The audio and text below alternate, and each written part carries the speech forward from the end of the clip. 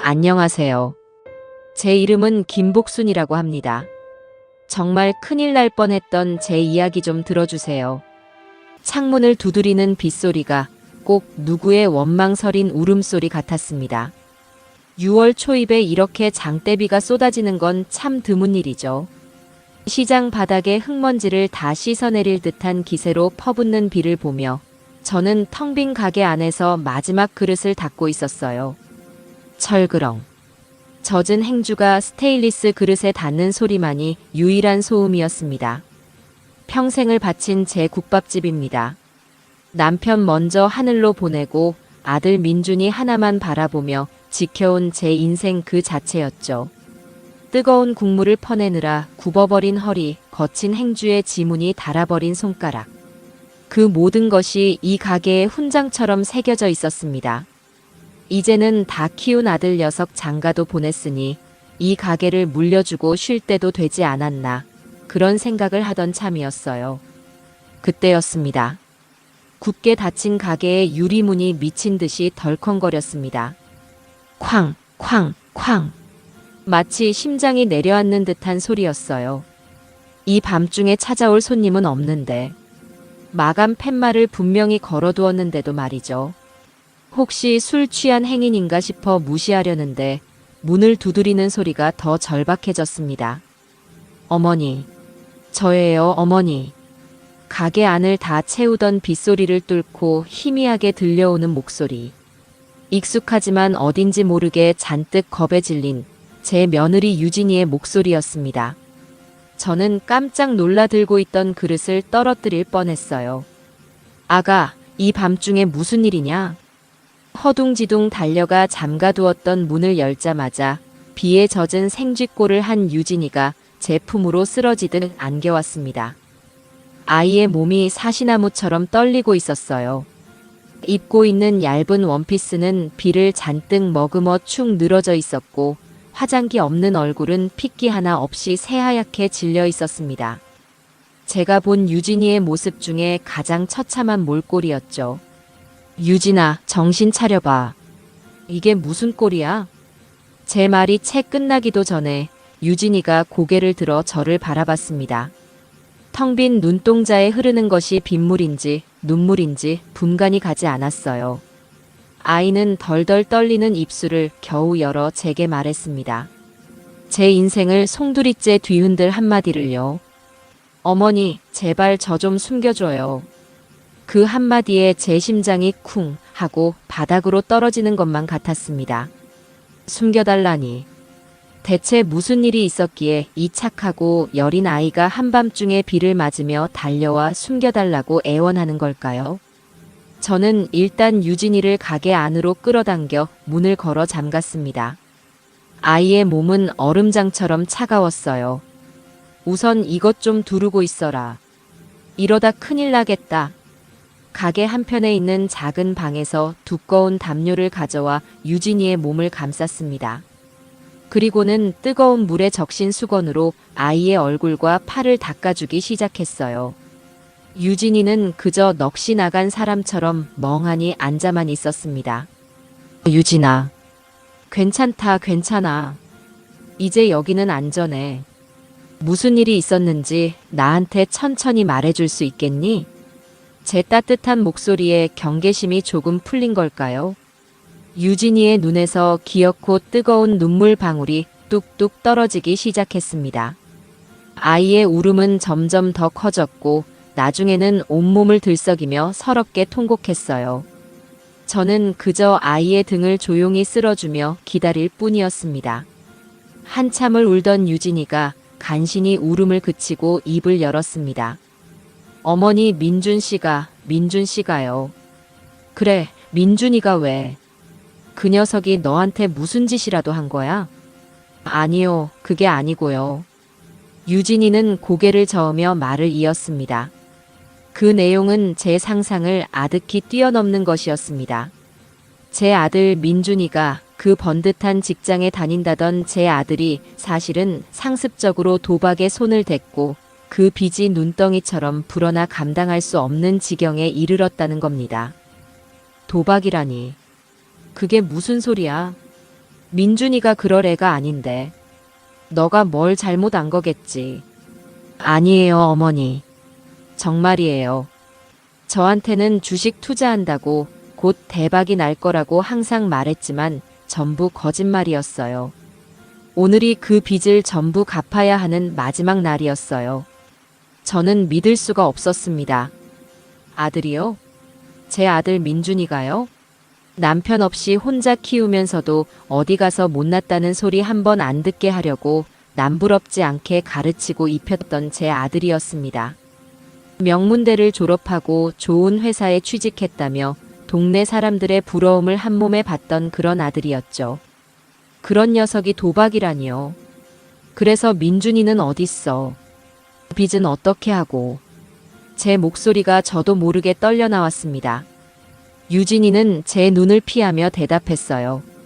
민준 씨는 돈을 못 구하니까 도망갔어요. 뭐? 도망을 가? 지가 벌인 일을 수습도 안 하고 도망을 갔다고?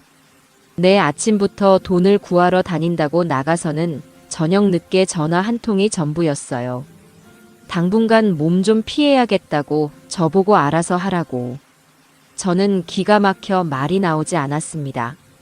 하지만 진짜 지옥은 그 다음부터였습니다. 민준이가 도망가고 1시간도 채 되지 않아 집으로 험악하게 생긴 사내들이 들이닥쳤다고 해요. 그들이 바로 민준이에게 돈을 빌려준 사채업자들이었습니다. 그 사람들이 집안 물건을 다 때려 부수면서 남편 내놓으라고 소리쳤어요. 너무 무서워서. 아가 세상에. 그러더니 저보고 대신 돈을 갚으라고 하더라고요. 민준 씨가 돈을 못 갚으면 제가 대신 어떤 일이든 해서 갚아야 한다고요. 저는 이를 악물었습니다. 금쪽같이 키운 내 아들이라는 놈이 자기 아내를 사지 한복판에 던져두고 저 혼자 살겠다고 도망을 쳤다는 사실에 온몸에 피가 차갑게 식는 것 같았어요. 하지만 유진이의 이야기는 아직 끝나지 않았습니다. 사채업자들이 유진이에게 서류 한 장을 내밀었다고 해요. 이거요. 유진이는 떨리는 손으로 담요 속에서 꾸깃꾸깃한 종이 한 장을 꺼내 제게 건넸습니다. 축축하게 젖어있는 서류를 펼쳐보는 순간 저는 제 눈을 의심해야만 했습니다. 그것은 부동산 담보대출 계약서였습니다. 그리고 담보로 잡힌 부동산은 바로 지금 제가 있는 이 국밥집과 우리가 사는 집이었어요. 채무자는 강민준, 그리고 연대보증인 란에는 제 이름과 함께 너무나도 익숙한 제 도장이 선명하게 찍혀 있었습니다. 이게 어떻게 된 거야? 나는 이런데 도장 찍어준 적 없어. 민준 씨가 어머니 인감 도장을 몰래 가져가서 찍었어요. 이건 사본이고 원본은 그 사람들이 가지고 있어요. 망치로 머리를 한 대 세게 얻어맞은 기분이었습니다. 제 아들이 제 평생이 담긴 재산을 몰래 담보로 잡혀 도박 빚을 갚으려 했던 겁니다. 저는 이제 분노를 넘어선 허탈감에 몸을 가눌 수가 없었어요. 그래서 그 사람들은 어떻게 하고 여기까지 온 거야? 그자들이 너를 순순히 보내줬을 리가 없는데. 제 질문에 유진이는 잠시 망설이더니 결심한 듯 입을 열었습니다. 그리고 그 입에서 나온 말은 저를 다시 한번 놀라게 하기에 충분했죠. 제가 그 사람들한테 거짓말했어요. 거짓말이라니? 무슨 거짓말을? 민준 씨가 해외로 도망치려고 큰돈을 따로 숨겨둔 오피스텔이 있다고 했어요. 궁지에 몰린 유진이가 순간적인 기지를 발휘한 것이었습니다. 어차피 이대로 있다가는 무슨 일을 당할지 모르는 상황. 아이는 죽기 살기로 머리를 굴렸다고 해요. 민준이가 예전에 친구와 함께 잠깐 살았던 지금은 텅 비어있는 오피스텔을 떠올린 겁니다. 그 사람들이 제 말을 믿던가요? 처음에는 안 믿었죠. 하지만 제가 울면서 그 돈만 찾으면 당신들 돈은 바로 갚을 수 있다고 나도 남편한테 복수하고 싶다고 연기를 했어요. 제발 그 돈 찾게 도와달라고요. 결국 사채업자들은 유진이의 말을 믿고 돈을 찾으면 자기들이 모두 갖는 조건으로 유진이를 데리고 그 오피스텔로 향했다고 합니다. 오피스텔은 비어 있었을 텐데. 그럼 어떻겠어? 네. 당연히 비어 있었죠. 저는 그 사람들한테 민준 씨가 워낙 의심이 많은 사람이라 아주 깊숙한 곳에 숨겨뒀을 거라고 집을 다 뒤져봐야 한다고 했어요. 그 사람들이 한눈판 사이에 저는 창문으로 뛰어내렸어요. 뭐? 창문으로? 네. 다행히 2층이라서 다치지는 않았어요. 뛰어내리자마자 정말 정신없이 달려서 여기까지 온 거예요. 이제 어떻게 해요? 유진이는 다시 울음을 터뜨렸습니다. 자기가 남편을 나락으로 밀어넣었다며 죄책감에 몸을 떨고 있었죠. 하지만 저는 유진이의 말을 들으며 다른 생각을 하고 있었습니다. 여리고 약하기만 한 줄 알았던 제 며느리가 절체절명의 순간에 아들을 팔아 자기 목숨을 구하고 제게로 달려왔다는 사실을요. 그 순간 유진이는 아들을 나락으로 밀어넣고 제게로 온 것이었습니다. 말 그대로 제 아들을 두 동강 내버린 것이죠. 한쪽은 사채업자들에게 쫓기는 신세로, 다른 한쪽은 제 모든 것을 앗아간 배신자로요. 저는 자리에서 일어났습니다. 그리고는 젖은 계약서 4본을 테이블 위에 반듯하게 펼쳐놓았어요. 제 평생을 바친 가게와 집, 그리고 제 아들이라는 이름. 모든 것이 이 종이 한 장에 담겨 있었습니다. 아이를 잘못 키운 제 탓이겠지요. 하지만 이제 와서 후회하고 자책할 시간은 없었습니다. 유진아. 제가 단호한 목소리로 부르자 유진이가 울음을 그치고 저를 쳐다봤어요. 너는 아무 잘못 없다. 어머니 하지만 제가. 아니. 너는 잘못 없어. 너는 네 목숨을 구한 거고 어쩌면 내 목숨까지 구한 걸 수도 있어. 그러니 더는 울지 마라. 저는 유진이의 눈물을 닦아주었습니다. 그리고 아이의 두 눈을 똑바로 바라보며 말했어요. 네가 민준이를 팔아넘긴 게 아니야. 그 녀석이 자기 인생을 도박판에 팔아넘긴 거지. 그리고 너와 나까지 함께 팔아넘기려 한 거고. 제 말에 유진이의 눈빛이 조금씩 달라지기 시작했습니다. 공포와 죄책감으로 가득했던 눈에 아주 작은 불씨 같은 것이 피어나는 것 같았어요. 이제부터 내가 시키는 대로만 하렴. 내가 너 그리고 내 재산 전부 다 지켜낼 테니까. 알겠니? 유진이는 한참 동안 저를 바라보더니 작게 고개를 끄덕였습니다. 그 모습을 확인한 저는 가게의 불을 모두 껐습니다. 밖에서는 여전히 미친 듯이 비가 쏟아지고 있었죠. 폭풍우는 이제 막 시작된 것이었습니다.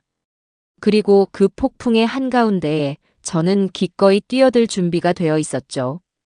제 아들이 버린 이 더럽고 추악한 판을 이제는 이 어미가 직접 끝내야만 했습니다.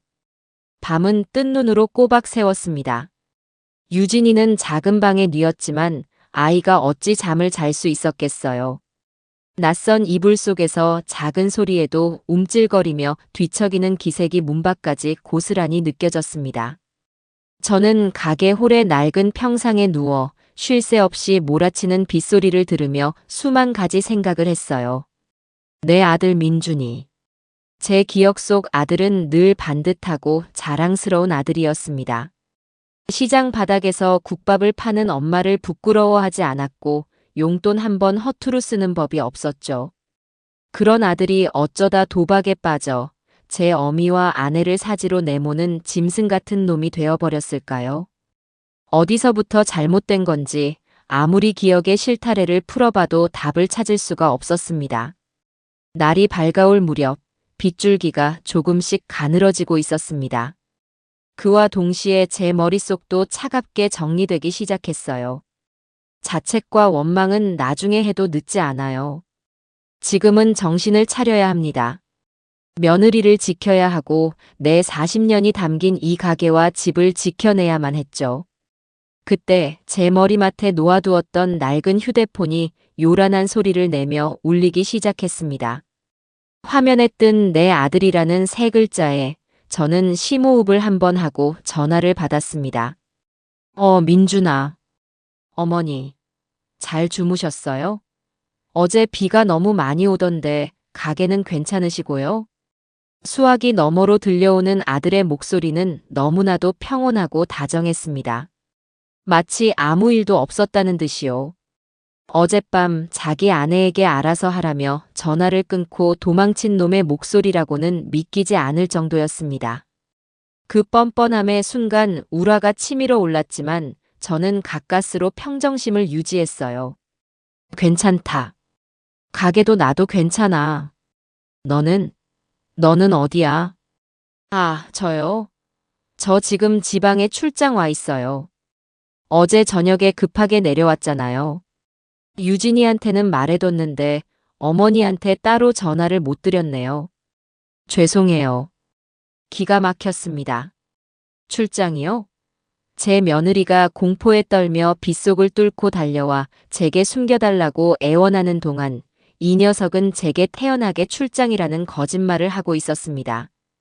저는 끓어오르는 분노를 누르며 대답했어요. 그래, 출장이 바쁜가 보구나. 네, 좀요.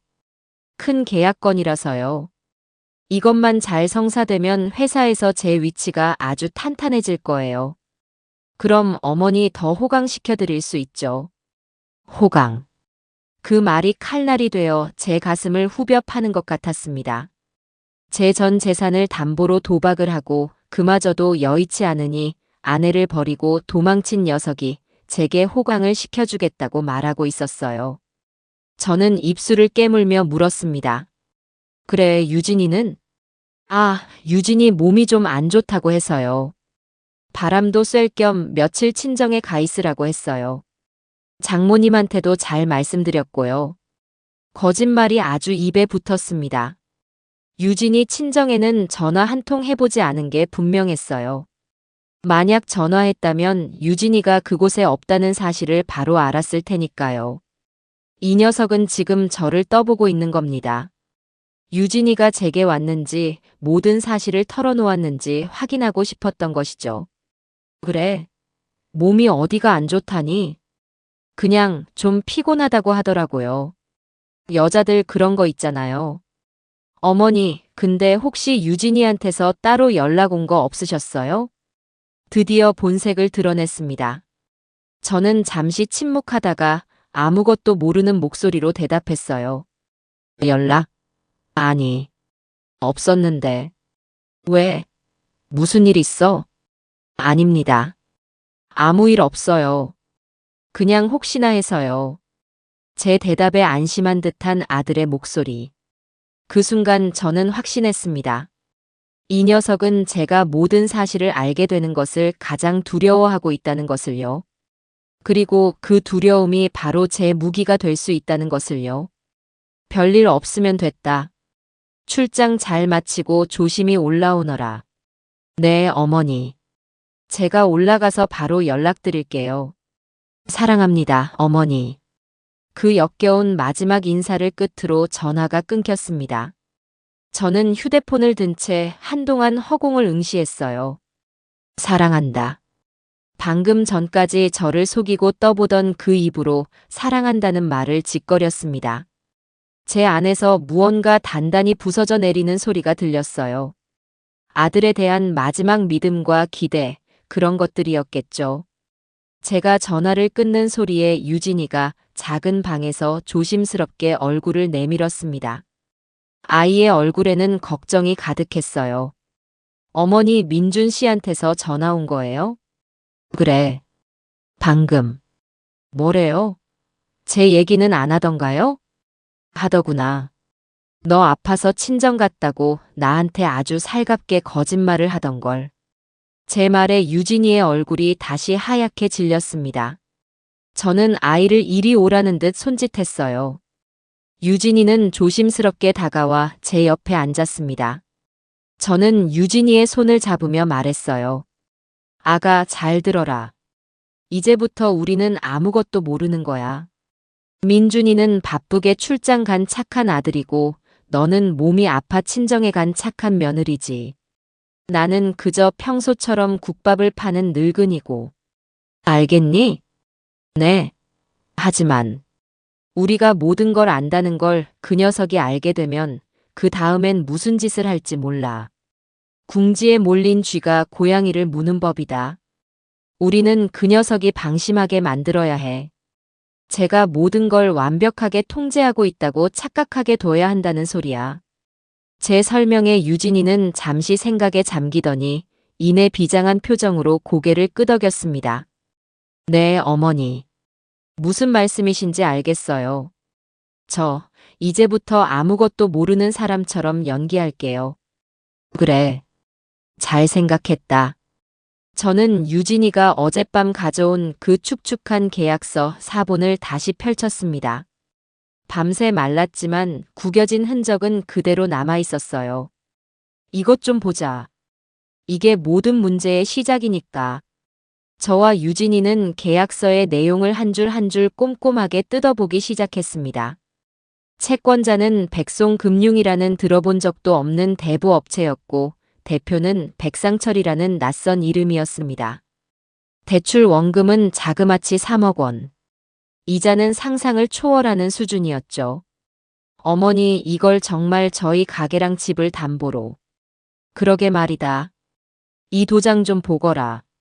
내가 평생을 써온 내 분신 같은 도장인데 이걸 훔쳐다가 이런 종이 쪼가리에 찍을 생각을 하다니. 계약서 마지막 장에 찍힌 제 인감 도장은 틀림없는 제 것이었습니다. 민준이는 제가 가게 금고 깊숙한 곳에 보관해두는 도장을 언제부턴가 호시탐탐 노리고 있었던 겁니다. 언제쯤 훔쳐간 것 같니? 아마 지난주였을 거예요. 어머니 가게 일 도와드린다고 왔을 때 제가 잠깐 자리를 비운 사이에 금고를 여는 소리를 들었던 것 같아요. 그때는 어머니신 줄 알았는데. 유진이는 자책감에 고개를 숙였습니다. 내 잘못이다. 설마 아들놈이 제 어미 금고를 털 거라고는 상상도 못한 내 잘못이야. 너를 탓하는 게 아니니 고개 들거라. 계약서를 살펴보던 중 저는 이상한 점을 하나 발견했습니다. 계약 날짜였어요. 불과 사흘 전이었습니다. 유진아, 이상하다. 계약한 지 사흘밖에 안 됐는데 어제가 마지막 날이라는 게 말이 되니? 이렇게 큰 돈을 빌리면서 상환 기간이 고작 사흘이라고? 저도 그게 이상했어요. 그 사람들이 말하기를 민준 씨가 3일 안에 10배로 불려주겠다는 확실한 정보가 있다고 그 정보만 믿고 돈을 빌려간 거래요. 만약 3일 안에 못 갚으면 담보로 잡은 부동산은 자기들 소유가 된다는 조건이었고요. 결국 도박이었습니다. 확실한 정보라는 말로 사채업자들까지 속여 넘긴 것이죠. 제 아들은 이제 단순한 도박꾼이 아니었습니다. 다른 사람을 속여 돈을 뜯어내는 사기꾼이 되어버린 겁니다. 그리고 그 대가로 제 인생 전부를 판돈으로 걸었고요. 어머니, 이제 저희 어떻게 해요? 이 계약서 정말 법적으로 효력이 있는 건가요? 저희 정말 이 가게랑 집을 다 뺏기는 거예요? 유진이가 절망적인 목소리로 물었습니다. 저는 계약서를 조용히 접어 서랍에 넣었어요.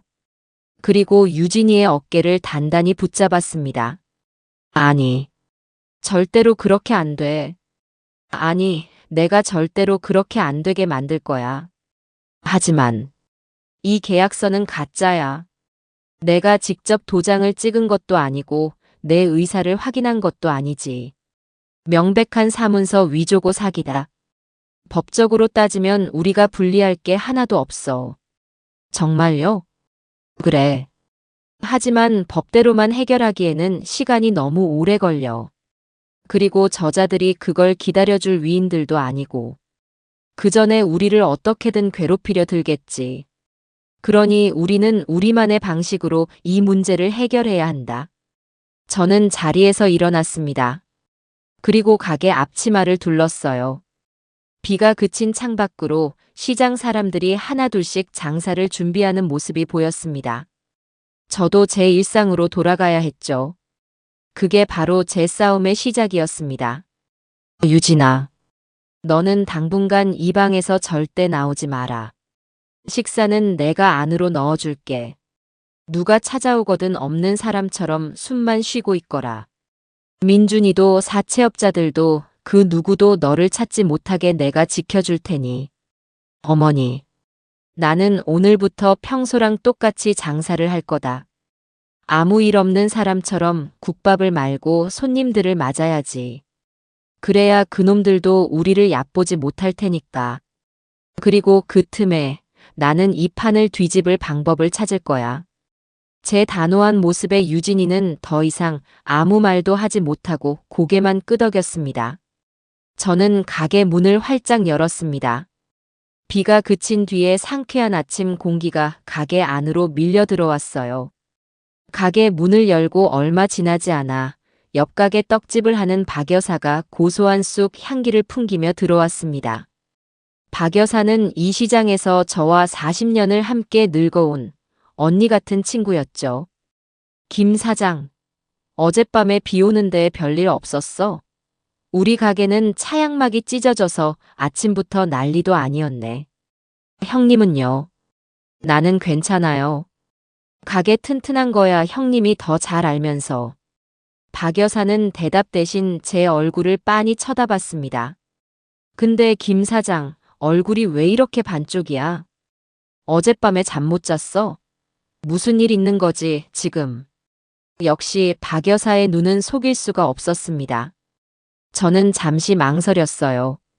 이런 부끄럽고 참담한 이야기를 누구에게 할 수 있을까? 하지만 혼자서는 이 거대한 벽을 넘을 수 없다는 것을 저는 이미 알고 있었습니다. 저에게는 제 편이 든든한 아군이 필요했어요. 저는 박 여사의 손을 잡고 가게 구석 자리로 이끌었습니다. 형님, 나 형님한테만 할 얘기가 있는데. 제 심상치 않은 표정에 박 여사도 얼굴에서 웃음기를 거두었습니다. 저는 어젯밤부터 지금까지 있었던 모든 일을 박 여사에게 털어놓았어요. 며느리 유진이가 비를 맞고 달려온 것부터 아들 민준이의 도박 빚, 그리고 제 명의로 된 가짜 담보 계약서 이야기까지요. 이야기를 듣는 내내 박 여사의 얼굴은 분노로 벌겋게 달아올랐습니다. 뭐야? 박 여사는 차마 아들이라는 말도 입에 담지 못하고 주먹으로 테이블을 내리쳤습니다. 쿵 하는 소리에 가게 안의 그릇들이 다 흔들리는 것 같았어요. 세상에 이런 멍청하고 못돼먹은 놈이 있나. 지 어미가 40년을 허리 한번 못 펴고 벌어서 일군 재산을 가지고 도박을 해. 그래놓고 마누라를 사지 한복판에 버려두고 도망을 쳐. 형님, 목소리 좀 낮춰요. 누가 듣겠네. 들으라고 해. 이런 놈은 시장 바닥에 거꾸로 매달아 놓고 동네 사람들한테 다 알려야 정신을 차리지. 그래서 지금 새아기는 어디 있어? 가게 안쪽 방에 있어요. 혹시 모르니 당분간 숨어 있으라고 했죠. 박 여사는 벌떡 일어나 작은 방 쪽으로 향하려 했습니다. 제가 급하게 말렸어요. 형님, 지금은 안 돼요. 애 이제 겨우 진정했는데 형님까지 흥분하면 더 놀라요. 제 만류에 박 여사는 겨우 자리에 다시 앉았지만 분이 풀리지 않는지 거친 숨을 몰아쉬었습니다. 아이고, 김 사장. 내가 미안하네. 자식 잘못 키운 게 죄는 아니라지만 이건 정말 너무하다. 그래서 앞으로 어쩔 셈이야. 그냥 당하고만 있을 건 아니지? 당연하죠. 내 눈에 흙이 들어가기 전까지는 이 가게랑 집 절대 못 뺏겨요. 그리고 내 며느리 털끝 하나 못 건드리게 할 겁니다. 제 단호한 대답에 박 여사의 눈빛이 빛났습니다. 그래. 그래야 내 친구 김 사장답지. 그래서 내가 뭘 도우면 되겠어? 말만 해. 이 시장 상인의 총무가 괜히 있는 자리가 아니야. 내가 가진 정보망, 인맥, 뭐든 다 갖다 써. 저는 박 여사의 그 말이 너무나도 고마웠습니다. 역시 제게는 박 여사밖에 없었어요. 우선 민준이랑 그 사채업자들 행방부터 알아봐야겠어요. 혹시 시장 근처에서 못 보던 험상궂은 사람들이나 비싼 외제 차 같은 게 돌아다니지는 않았는지요. 알았어. 내가 오늘 상인의 사람들 모임 있으니 그때 한번 쫙 풀어볼게. 시장 구석구석에 있는 CCTV도 내가 관리하는 거 알지? 한번 돌려보면 뭔가 나오겠지. 그리고 형님, 혹시 백송금융이라고 들어봤어요? 대표는 백상철이라고 하던데. 백송금융? 처음 듣는 이름인데. 그것도 내가 아는 사람들 통해서 한번 알아보지. 그렇게 박 여사는 제게 든든한 약속을 하고는 떡 몇 개를 싸서 작은 방문 앞에 놓아주고 돌아갔습니다. 새아기, 이거 먹고 힘내. 걱정하지 마. 하는 우렁찬 목소리와 함께요. 저는 박 여사가 두고 간 떡을 들고 방으로 들어갔습니다. 유진이는 뜬 눈으로 밤을 새운 탓인지 퀭한 얼굴로 앉아 있었어요. 아가, 이것 좀 먹어라. 옆집 박 여사님이 너 힘내라고 주고 가셨다. 박 여사님께 다 말씀하신 거예요? 그래. 이 싸움은 나 혼자 할 수 있는 게 아니야. 그리고 박 여사님은 우리 편이다. 그러니 아무 걱정 말고 이것부터 먹어. 유진이는 잠시 망설이다가 따끈한 쑥떡을 한 입 베어 물었습니다. 그리고는 이내 눈물을 뚝뚝 흘렸어요. 어머니, 저 너무 무서워요. 만약 그 사람들이 여기까지 찾아오면 어떡하죠? 그리고 민준 씨는 정말 괜찮을까요? 아직은 아들이 걱정되는 모양이었습니다. 하긴 어제까지만 해도 사랑하는 남편이었을 테니까요. 저는 유진이의 머리를 쓰다듬어 주었습니다. 그놈 걱정은 하지도 마라. 지 목숨은 지가 챙기겠지. 그리고 그 사채업자들 분명히 여기로 찾아올 거다. 하지만 두려워할 것 없어. 여기는 내 구역이고 내가 너를 지킬 거니까. 제 말은 예언처럼 정확했습니다. 점심시간이 지나고 가게가 한산해질 무렵 보기만 해도 위압감이 느껴지는 검은색 승용차 한 대가 가게 앞에 멈춰 섰습니다. 차에서는 건장한 체격의 사내 두 명이 내렸어요. 어젯밤 유진이가 묘사했던 그 인상착의와 정확히 일치했습니다. 제 심장이 철렁 내려앉았지만 저는 애써 태어난 척 밖으로 나갔습니다. 무슨 일로 오셨소? 여기가 강민준 씨 어머니 가게 맞습니까? 가운데에 선 덩치가 더 큰 사내가 제게 물었습니다. 저는 팔짱을 끼고 그들을 위아래로 훑어보며 대답했어요. 맞는데 우리 아들한테는 무슨 일이요?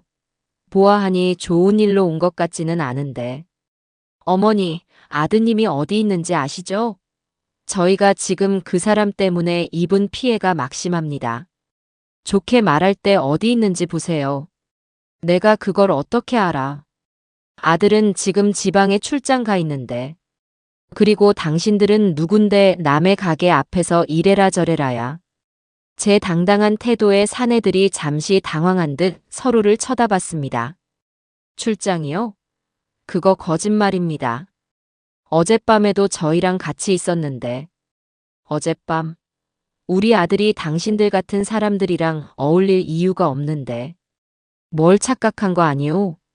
저는 끝까지 아무것도 모르는 사람처럼 행동했습니다. 제 연기에 사내들은 점점 더 초조해하는 기색이었어요. 아니, 이 아줌마가 정말 어제 댁에 며느님이랑 같이 있었다니까요. 며느님이 우리를 따돌리고 도망쳤는데 그럼 여기로 온 게 아니고 어디로 갔겠습니까? 옆에 있던 다른 사내가 버럭 소리를 질렀습니다. 저는 그 말을 기다렸다는 듯이 코웃음을 쳤습니다. 며느리? 우리 며느리는 지금 몸이 아파서 친정에 가 있소. 내 아들이랑 며느리한테 무슨 억하심정이 있어서 이런 말도 안 되는 소리를 하는지 모르겠는데 한 번만 더 내 가게 앞에서 소란 피우면 바로 경찰에 신고할 테니 그런 줄 아시오. 제 입에서 경찰이라는 단어가 나오자 사내들의 기세가 한풀 꺾였습니다. 이런 종류의 사람들은 공권력이 개입되는 것을 가장 꺼려하니까요.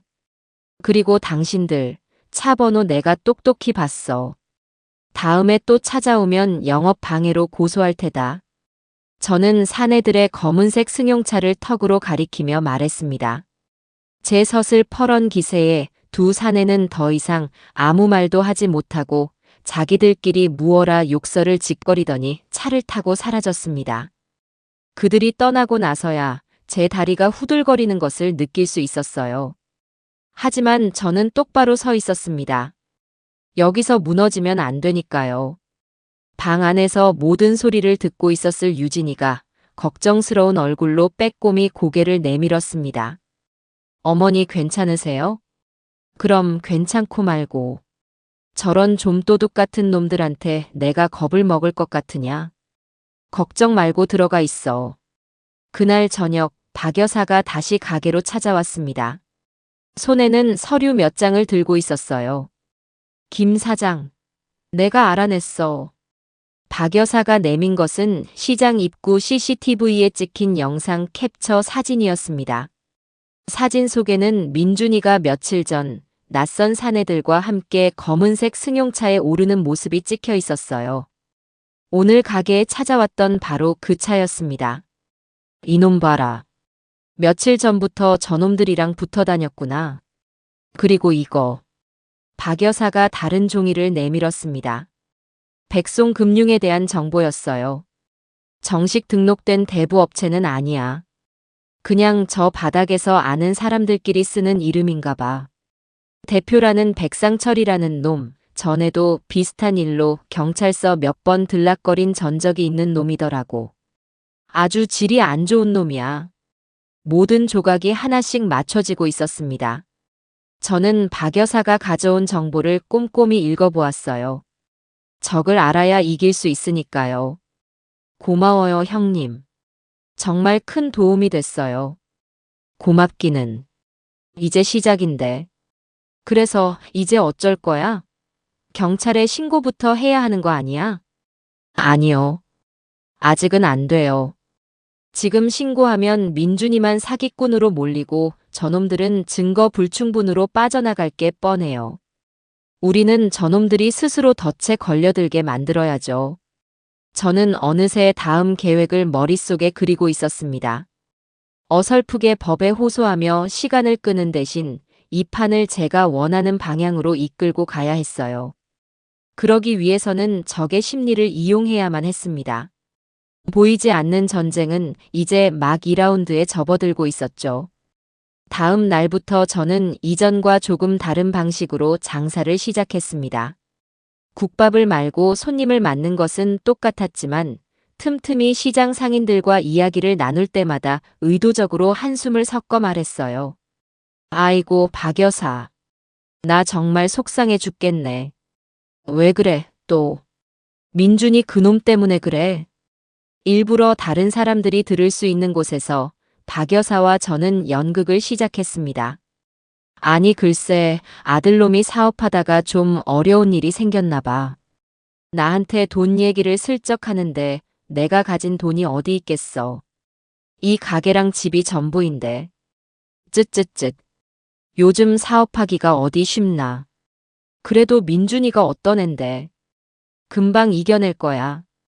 그랬으면 좋겠는데 어디다 급하게 막아야 할 돈이 좀 있나 보더라고. 내가 어떻게든 좀 도와주고 싶은데 가게를 담보로 대출이라도 알아봐야 하나 싶고. 마음이 영 복잡하네.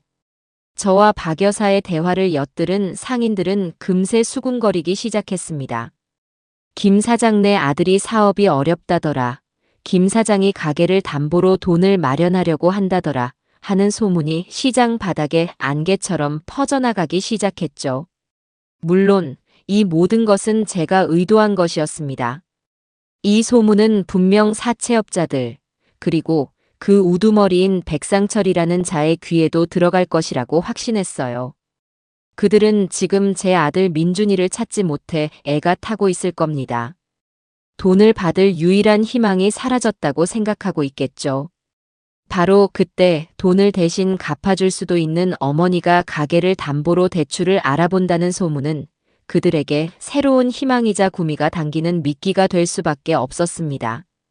작은 방에 숨어있는 유진이는 제 계획을 듣고 걱정스러운 얼굴을 했어요. 어머니, 너무 위험한 거 아니에요? 그 사람들이 정말 어머니 말씀만 믿고 가만히 있을까요? 오히려 어머니를 더 압박하려 들 수도 있잖아요. 걱정 마라. 사람은 누구나 자기한테 가장 이득이 되는 방향으로 움직이기 마련이야. 저자들도 마찬가지다. 도망간 아들놈을 쫓아다니는 것보다 발붙이고 장사하는 나를 구슬리는 게 훨씬 더 쉽고 빠른 길이라고 생각하게 될 거야. 저는 유진이에게 백상철이라는 인물에 대해 박 여사가 알아온 정보를 다시 한번 보여주었습니다. 이 사람, 그냥 동네 양아치가 아니야. 전과 기록을 보면 상대를 공경에 빠뜨려 합법적으로 재산을 빼앗는 일에 아주 능한 놈이다. 그런 놈일수록 무식하게 힘으로 밀어붙이기보다는 어떻게든 더 편하고 확실하게 돈을 받아낼 방법을 찾으려 하지. 그럼 어머니는 그 사람을 직접 만나시려는 거예요? 만나야지. 만나서 새로운 판을 짜야지. 이 계약서는 아들놈과 저자들이 맺은 거지. 나와는 상관없는 일이야. 나는 이 판에서 빠져 있는 사람이라고. 그러니 내가 직접 새로운 거래의 당사자로 나서야 이 문제를 해결할 수 있어. 저는 사채업자들이 다시 나타나기를 기다렸습니다. 그리고 그들은 제 예상보다 훨씬 더 빨리 미끼를 물었죠. 이틀 뒤 지난번에 왔던 사내 중 한 명이 혼자 가게를 찾아왔습니다. 전처럼 험악한 기세는 온데간데 없고 어색한 미소를 지으며 제게 다가왔어요. 어머니, 지난번에는 저희가 큰 실수를 했습니다. 오해가 좀 있었던 것 같습니다. 오해? 남의 가게 와서 행패 부려놓고 이제 와서 오해라고? 죄송합니다. 저희도 아드님 때문에 워낙 급해서 그랬습니다. 혹시 시간 괜찮으시면 저희 사장님께서 잠깐 뵙고 싶다고 하십니다. 드디어 올 것이 왔습니다. 저는 못 이기는 척 대답했어요. 사장? 당신들 사장이 누군데? 백상철 사장님이십니다. 아드님과 거래하신 분이죠. 어머니하고는 꼭 좋게 이야기하고 싶다고 하십니다. 내가 당신들 사장을 만날 이유가 없는데. 나는 당신들한테 빚진 거 하나 없어. 저는 일부러 튕겼습니다. 너무 쉽게 응하면 제가 급한 사람처럼 보일 테니까요. 제 거절에 사내는 더욱더 조급해하며 말했어요. 아닙니다, 어머니. 저희 사장님 나쁜 분 아닙니다. 그냥 사업하는 사람입니다. 아드님 때문에 생긴 문제, 어떻게든 원만하게 풀고 싶어서 그럽니다. 어머니가 가게를 담보로 돈을 알아보신다는 소문도 들었습니다. 저희가 더 좋은 조건으로 도와드릴 수도 있습니다. 역시나 소문은 정확하게 전달되었고 그들은 제 의도대로 움직여주고 있었습니다. 이제는 제가 칼자루를 쥘 차례였죠. 좋은 조건? 당신들이 말하는 좋은 조건이라는 게 뭔데? 그건 저희 사장님과 직접 만나서 이야기하시는 게 싫어. 내가 왜 당신들 소굴로 직접 찾아가야 하지? 할 말이 있으면 당신들 사장더러 여기로 오라고 해. 내 가게, 내 땅에서 이야기할 테니. 제 당당한 요구에 사내는 잠시 망설이는 듯 했습니다. 아마 자기들 구역 밖에서 우두머리를 움직이는 것이 부담스러웠겠죠. 하지만 저희 사장님께서 워낙 바쁘신 분이라. 그럼 장사하는 나는 한가한 사람인가? 내 조건은 그거야. 오늘 저녁 가게 문 닫을 시간에 당신들 사장 혼자 여기로 오라고. 단 지난번처럼 험악한 꼴 하고 오면 국물도 없을 테니 조용히 손님처럼 오라고 전해. 그럼 만나줄지 생각해보지. 저는 제 말만 남기고 가게 안으로 휙 들어가 버렸습니다. 사내는 잠시 머뭇거리다가 결국 제 조건을 받아들인 듯 돌아갔어요. 작은 방에서 대화를 엿듣고 있던 유진이가 창백한 얼굴로 제게 달려왔습니다. 어머니, 정말 괜찮으시겠어요? 그 사람을 혼자 만나시려는 거예요? 그럼 둘이 만나랴. 걱정 마라. 호랑이를 잡으려면 호랑이 굴로 들어가야 하지만 때로는 호랑이를 내 앞마당으로 불러들여야 할 때도 있는 법이다. 여기는 내 성이야. 저자들이 아무리 날고 기어도 내 국밥 그릇 안에서는 내 규칙을 따라야 할 게다. 저는 그날 저녁 장사를 조금 일찍 마감했습니다. 그리고 유진이에게는 무슨 일이 있어도 절대 방에서 나오지 말라고 신신당부했어요. 혹시 모를 상황에 대비해 박 여사에게도 연락을 해두었습니다. 제가 1시간 뒤까지 연락이 없으면 바로 경찰에 신고해달라고요. 박 여사는 걱정 말라며 시장 남자장정 몇 명과 함께 근처에서 대기하고 있겠다고 말해주었습니다. 약속한 시간이 되자 가게 문이 조용히 열렸습니다. 지난번에 그 험악한 사내들과는 분위기가 전혀 다른 말끔한 정장 차림의 중년 남자가 들어왔어요. 나이는 50살쯤 되어 보였고 비싸 보이는 안경 너머의 눈빛은 차갑고 날카로웠습니다. 그가 바로 백상철, 제 아들의 인생과 제 모든 것을 삼키려 했던 남자였습니다. 처음 뵙겠습니다, 어머님. 백상철입니다. 그는 정중하게 고개를 숙이며 제게 인사했습니다. 저는 팔짱을 낀 채 그를 쏘아보며 대답했어요. 나는 당신 같은 사람한테 어머님 소리 들을 이유 없으니 그냥 김 사장이라고 부르시오. 제 쌀쌀맞은 대꾸에도 백상철은 미소를 잃지 않았습니다. 그는 자리에 앉지도 않고 가게를 한번 쓱 둘러보았어요. 아드님과 다르게 어머님은 아주 강단이 있으신 분 같군요. 마음에 듭니다. 마음에 들고 말고 할 거 없어. 본론만 말하시오. 이 바쁜 사람 시간 뺏지 말고. 좋습니다. 그럼 본론부터 말씀드리죠. 아드님이 진 빚, 어머님께서 대신 갚아주셨으면 합니다. 내가 왜? 어머님께서도 소문 다 들으셨을 텐데요. 이 가게와 집, 저희에게 담보로 잡혀 있습니다. 아드님은 행방불명이고요. 법대로 하면 저희가 이 모든 걸 차지하는 건 시간 문제입니다. 그의 협박에 저는 코웃음을 쳤습니다. 이제 이 판의 규칙을 바꿀 시간이었습니다. 백 사장이라고 했소? 당신 큰 착각을 하고 있는 것 같은데. 저는 서랍에서 그 계약서 사본과 박 여사가 알아봐준 백상철의 전과 기록이 적힌 종이를 꺼내 테이블 위로 던졌습니다. 그 계약서, 내 도장을 훔쳐서 만든 가짜야. 엄연한 사문서 위조라고.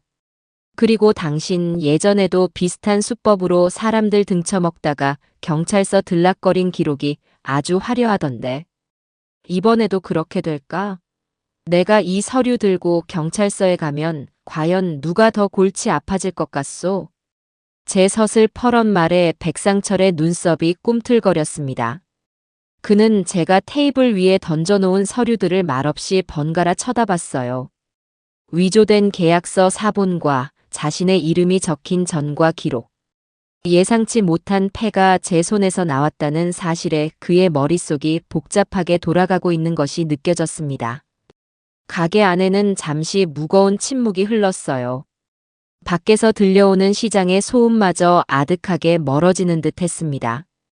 잠시 후 그가 다시 입을 열었습니다. 이번에는 그의 목소리에서 아까와 같은 여유가 완전히 사라져 있었죠. 어머님, 아니 김 사장님. 보통 분이 아니신 줄은 알았지만 이 정도일 줄은 몰랐습니다. 이제야 상황 파악이 좀 되시오? 네, 어느 정도는요. 말씀대로 이 계약 법적으로 파고들면 저희가 불리하다는 거 인정합니다. 하지만 김 사장님, 세상 일이 어디 법대로만 돌아가던가요? 그는 몸을 테이블 쪽으로 기울이며 제게 나직이 말했습니다.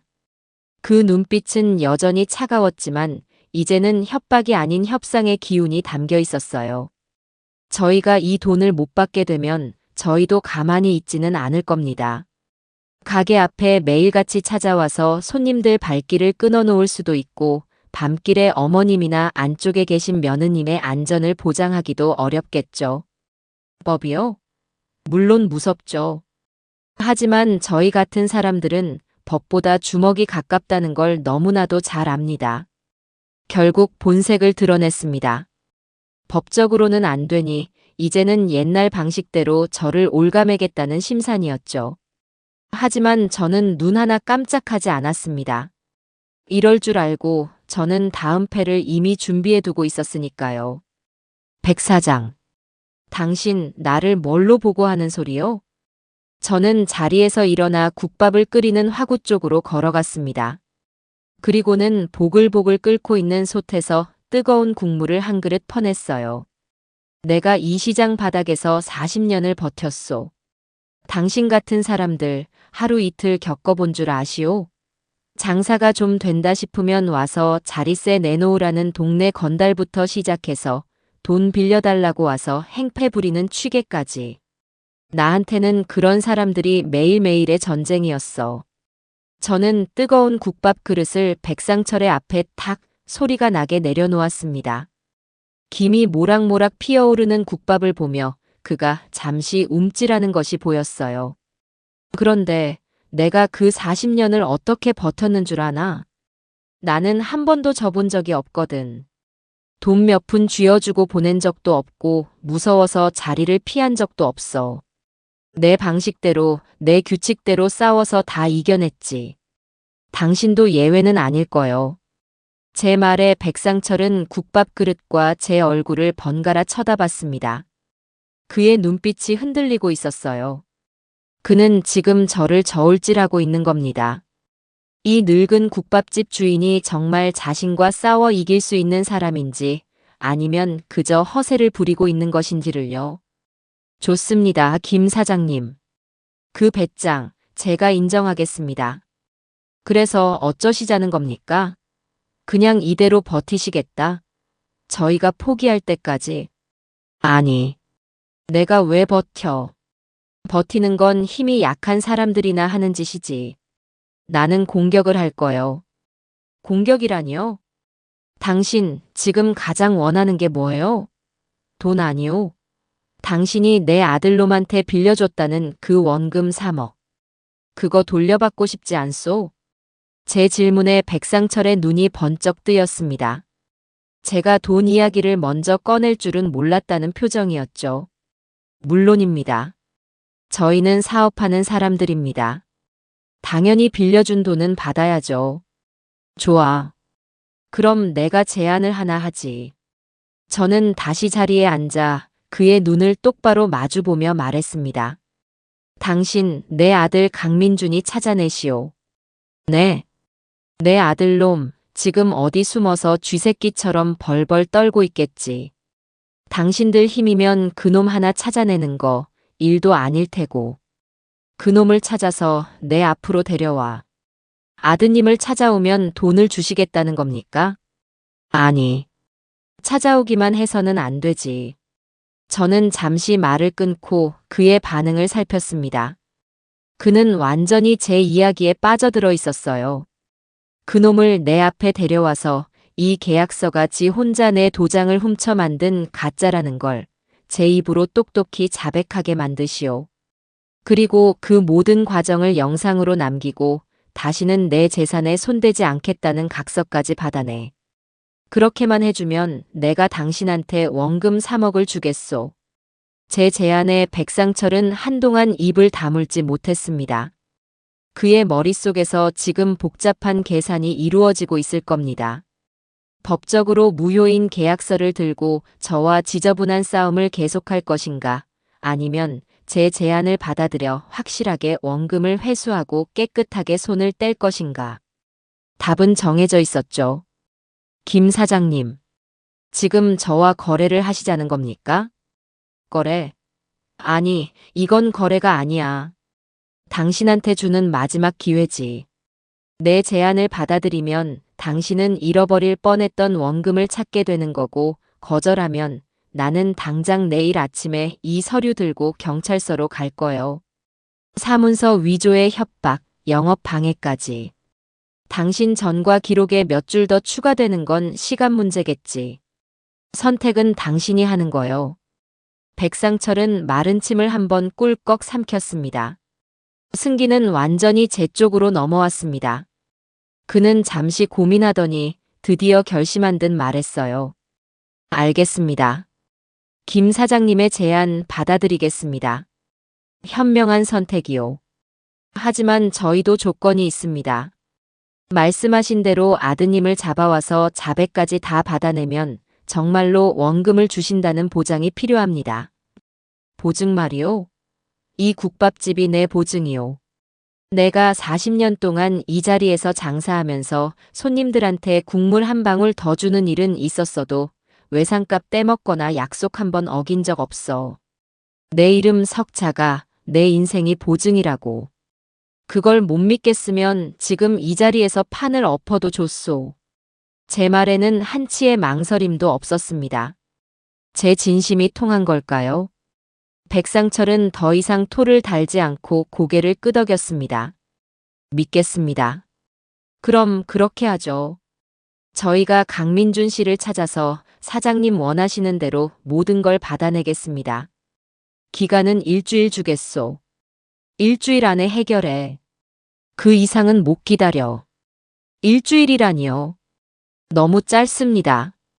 그건 당신들 사정이고. 내 아들놈이 어디서 뭘 하고 돌아다닐지 내가 어떻게 알아. 그놈 찾아다니는데 드는 비용까지 내가 책임져 줄 수는 없지. 일주일이야. 그 안에 끝내지 못하면 이 제안은 없던 걸로 하겠소. 제 단호한 태도에 백상철은 결국 제 조건을 모두 받아들였습니다. 그는 자리에서 일어나 제게 정중하게 허리를 숙였습니다. 그럼 일주일 뒤에 좋은 소식 가지고 다시 찾아뵙겠습니다. 국밥이나 한 그릇 하고 가시오. 빈속에 일하려면 힘들 텐데. 제가 무심하게 툭 던진 말에 백상철은 잠시 놀란 표정을 짓더니 이내 헛웃음을 터뜨렸습니다. 아닙니다. 오늘은 속이 더부룩해서 도저히 안 넘어갈 것 같습니다. 나중에 모든 일이 다 끝나면 그때는 손님으로 와서 한 그릇 꼭 팔아드리겠습니다. 그 말을 남기고 백상철은 가게를 떠났습니다. 그가 사라지고 나서야 저는 참았던 숨을 길게 내쉴 수 있었어요. 등줄기에는 식은땀이 흥건했습니다. 맹수를 상대로 외줄 타기를 한 기분이었죠. 문이 닫히는 소리를 듣고 유진이가 작은 방에서 조심스럽게 나왔습니다. 아이의 얼굴은 경악과 존경심이 뒤섞인 묘한 표정이었어요. 어머니 다 들었어요. 어떻게 그런 생각을 하셨어요? 그 무서운 사람을 상대로. 무섭긴 뭐가 무서워. 저 사람도 결국 돈 때문에 움직이는 장사꾼일 뿐이야. 그 사람이 원하는 걸 쥐어주면서 내가 원하는 걸 얻어내는 것뿐이지. 저는 백상철이 앉았던 자리에 앉았습니다. 아직 온기가 남아있는 국밥 그릇을 바라보았어요. 유진아. 네, 어머니. 이제 공은 저쪽으로 넘어갔다. 우리는 이제 우리 일을 하면 돼. 우리 일이요? 그래. 쥐를 잡을 덫을 손질해야지. 민준이 그놈이 순순히 자백하고 각서를 쓸 거라고 생각하면 안 돼. 분명히 잔머리를 굴리려 할 게다. 우리는 그놈이 어떤 변명도 어떤 거짓말도 할 수 없는 완벽한 판을 짜야만 해. 저는 유진이의 손을 잡았습니다. 이제는 제법 따뜻해진 아이의 손을 잡고 저는 다음 계획을 머릿속으로 그리기 시작했어요. 적과 손을 잡고 내 아들을 사냥하는 끔찍한 계획. 하지만 저는 망설이지 않았습니다. 이것은 복수가 아니었어요. 제 것을 지키고 제 사람을 지키기 위한 생존이었습니다. 다음 날부터 백상철의 사람들은 보이지 않았습니다. 대신 시장 주변에는 낯선 얼굴들이 어슬렁거리기 시작했어요. 박 여사가 상인회 정보망을 통해 알아본 바로는 모두 백상철이 풀어놓은 사람들이라고 했습니다. 그들은 민준이와 연결될 만한 모든 곳에 잠복하며 아들의 행방을 쫓고 있었죠. 제 아들은 이제 제 의지와 상관없이 대한민국에서 가장 찾기 힘든 사람이 되어버린 겁니다. 김 사장, 정말 괜찮겠어? 독사를 풀어서 뱀을 잡는 격인데 이러다 독사한테 물리는 거 아니야? 박 여사가 걱정스러운 얼굴로 제게 물었습니다. 저는 묵묵히 고개를 저었어요. 형님, 이미 주사위는 던져졌어요. 그리고 이 판에서 독사는 백상철이 아니라 바로 나여야만 해요. 저는 더 이상 수동적으로 기다리지 않았습니다. 백상철이 아들을 쫓는 동안 저와 유진이는 덫을 손질하기 시작했어요. 민준이가 제 발로 함정에 걸어 들어와 스스로 모든 것을 자백하게 만들 완벽한 무대를 준비해야 했습니다. 유진아, 민준이가 가장 두려워하는 게 뭘 것 같니? 제 질문에 유진이는 잠시 고민하다가 대답했습니다. 돈을 잃는 거요. 그리고 남들 앞에서 자기 체면이 깎이는 거요. 자기가 얼마나 잘나고 똑똑한 사람인지 인정받는 걸 중요하게 생각했으니까요. 그렇지. 바로 그거야. 돈과 체면. 우리는 그 두 가지를 이용해서 그놈의 목을 조를 거다. 저와 유진이는 작은 방에 마주 앉아 앞으로 일어날 모든 상황을 예상하며 시나리오를 짰습니다. 백상철에게 붙잡힌 민준이가 어떤 거짓말을 할지, 어떻게든 상황을 모면하기 위해 어떤 잔꾀를 부릴지, 그 모든 경우의 수를 따져봤죠. 분명히 어머니께 잘못했다고 다시는 안 그러겠다고 울면서 매달릴 거예요. 어머니의 동정심에 호소하려 들겠죠. 그럴 테지. 하지만 그 눈물에 속아줄 내가 아니지. 아니면 이 모든 게 유진이 탓이라고 유진이가 자기를 부추겨서 이런 일이 벌어졌다고 거짓말을 할 수도 있어요. 자기는 피해자인 척하면서요. 그럴 수도 있겠구나. 아주 그럴듯한 변명이야. 저는 유진이와 대화를 나누며 제가 아들에 대해 너무나도 모르고 있었다는 사실을 다시 한번 깨달았습니다. 제가 아는 아들은 그저 착하고 반듯한 아들이었지만 유진이가 아는 남편은 비겁하고 교활한 거짓말쟁이였어요. 그리고 지금 우리에게 필요한 것은 바로 그 거짓말쟁이의 민낯이었습니다. 계획을 세운 지 사흘째 되던 날 밤이었습니다. 가게 문을 닫고 유진이와 함께 늦은 저녁을 먹고 있는데 제 휴대폰으로 모르는 번호의 전화가 걸려왔습니다. 발신번호 표시 제한. 저는 직감적으로 민준이라는 것을 알 수 있었어요. 유진이에게 조용히 하라는 눈짓을 하고 스피커폰으로 전화를 받았습니다. 여보세요. 어머니. 수화기 너머로 들려오는 아들의 목소리는 잔뜩 잠겨 있었습니다. 며칠 동안 제대로 먹지도 자지도 못한 사람의 목소리였죠. 민준이냐? 너 지금 어디야? 어머니, 저 좀 살려주세요. 제가 다 잘못했어요. 그 녀석은 다짜고짜 울음 섞인 목소리로 애원하기 시작했습니다. 저는 조금도 흔들리지 않고 차갑게 물었어요. 뭘 잘못했는데? 내가 아는 내 아들은 지금 지방에 출장 가 있는데. 도박에 미쳐서 지 마누라 버리고 도망간 녀석은 내 아들이 아니고. 제 싸늘한 반응에 아들은 잠시 말을 잇지 못했습니다. 옆에서 듣고 있던 유진이가 두 손을 모아 입을 막고 있었어요. 어머니, 제가 정말 죽을 죄를 지었습니다. 다시는 안 그럴게요. 평생 어머니 발 씻겨드리면서 속죄할게요. 그러니까 제발 저 좀 도와주세요. 내가 너를 어떻게 도와줘? 네가 싼 똥은 네가 치워야지. 그 사람들이 저를 찾고 있어요. 잡히면 저 정말 죽을지도 몰라요. 어머니, 돈 좀 제게 보내주시면 안 될까요? 딱 1,000만 원만요. 그거면 제가 멀리 도망가서 다시 시작할 수 있어요. 나중에 꼭 갚을게요. 네. 기가 막혔습니다. 이 상황에서도 녀석은 진심 어린 사과가 아니라 돈을 요구하고 있었습니다. 도망갈 자금을 달라고요. 이 녀석은 전혀 변하지 않았습니다. 저는 옆에 있던 박 여사가 혹시 몰라 빌려준 소형 녹음기의 버튼을 눌렀습니다. 돈. 내가 지금 너한테 줄 돈이 어디 있어. 네가 내 전 재산을 도박판에 갖다 바쳤는데. 아니잖아요. 어머니 아직 가게랑 집 있잖아요. 그거 담보로 대출 받으시면. 입 다물어. 저도 모르게 소리를 질렀습니다. 너 지금 그걸 말이라고 하는 거야? 내가 평생을 바친 가게를 담보로 대출을 받아서 도망갈 자금을 대달라고? 너 정말 사람이 맞니? 제 분노에 찬 외침에 아들의 애원하던 목소리가 순간 돌변했습니다. 어머니까지 어떻게 저한테 이러실 수 있어요?